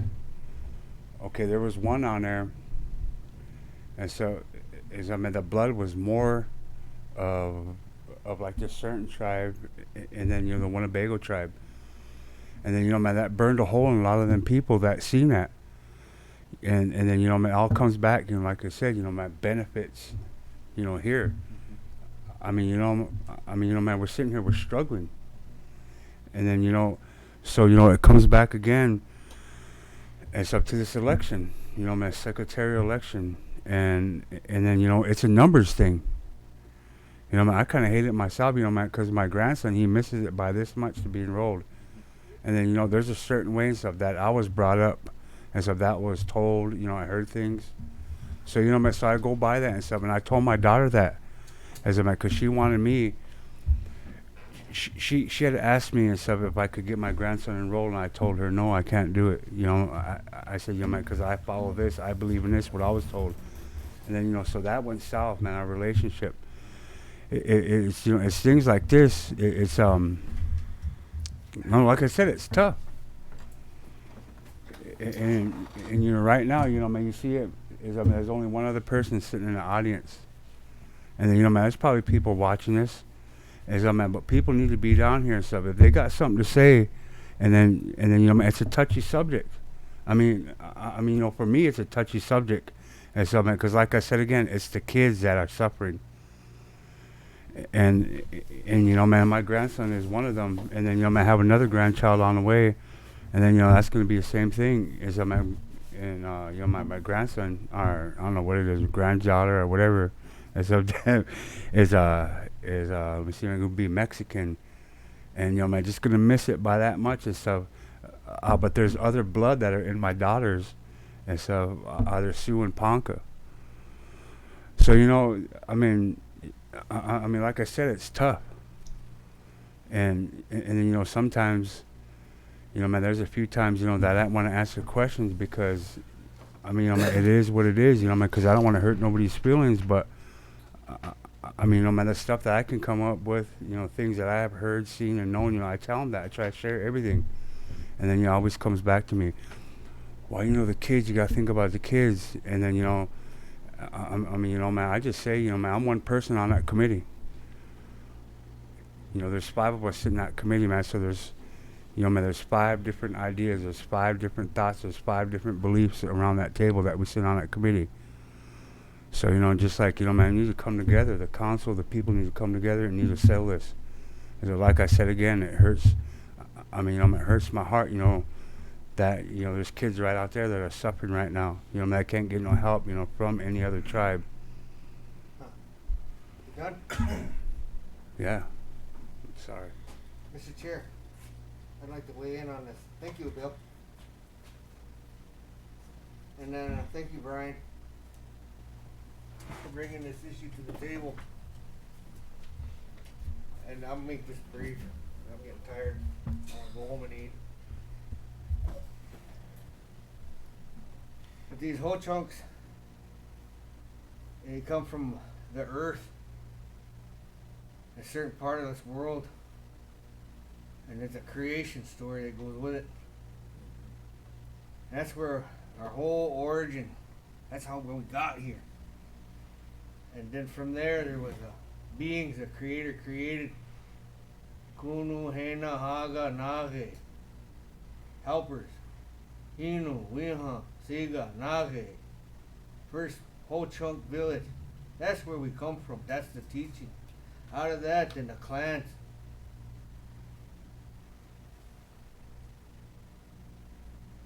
Those are our traditions, our customs, our beliefs, our values. That's who we are as a people.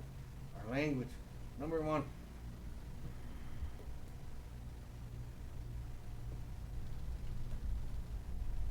How many people today even know their clan creation story? Nowadays, it's all about Judah. What can I get? So what you brought to the table in regards to that, making that a requirement for these children, that should be inherent from the home. Those are things that these parents should be teaching these children. Number 1, step 1, square 1, a relationship with the Creator. Giving them a whole chunk Wonk Sheik name. Following that clan, following that lineage. That's how it's supposed to go. Develop a relationship with Ma'una. Walk in his ways. Be good to one another. Love one another. Stand up for your people. Protect your elders and your women.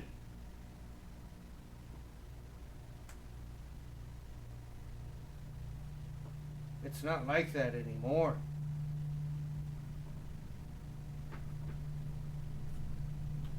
So it has to be discussed. It has to be taught in the home. Our elders, they're supposed to do that. They're supposed to stand up and correct us when we're not doing right. They're supposed to be here, coming in here, telling us this is how it goes. That's how it used to be.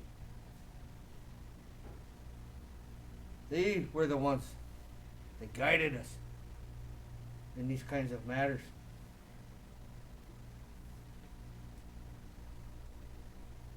So let's be open to that as well. That's all I got to say. Thank you for listening. Okay, we don't have to make a motion to put this on the next council meeting agenda. Anybody can go into his office and tell him we want this on the agenda. So it doesn't have to be done in motion form. Into whose office? What do you? Pardon? Into whose office? Frank, Oh, or Coley, yeah, Coley's office. I'm sorry. Coley can put that on the agenda, just from what we say today. Okay, Coley? Okay. Is there any other items or discussion? well, in order to move this forward, I think that we do need to put a little bit more, I guess, force behind it, or momentum. So I was actually with this and hearing the discussion, which I'm encouraged by from all of the members, is that I move to place this item on the next regular meeting agenda and request the presence of the sitting enrollment committee to begin cultivating what their points of view are. Because unless we actually put the wheels to the road, it's going to be nothing more than talk. And so I want them to have their points of view listed or given so that the council can hear them, and then in an official format, all of us can hopefully make a good decision going forward from that point. Is that what you want your motion That to say? is my motion, yes. Is there a second? Second. Is there any further discussion? Any objection? Hearing no objection, motion carried. I think a lot of people are gonna be glad to hear this. Been waiting way too long.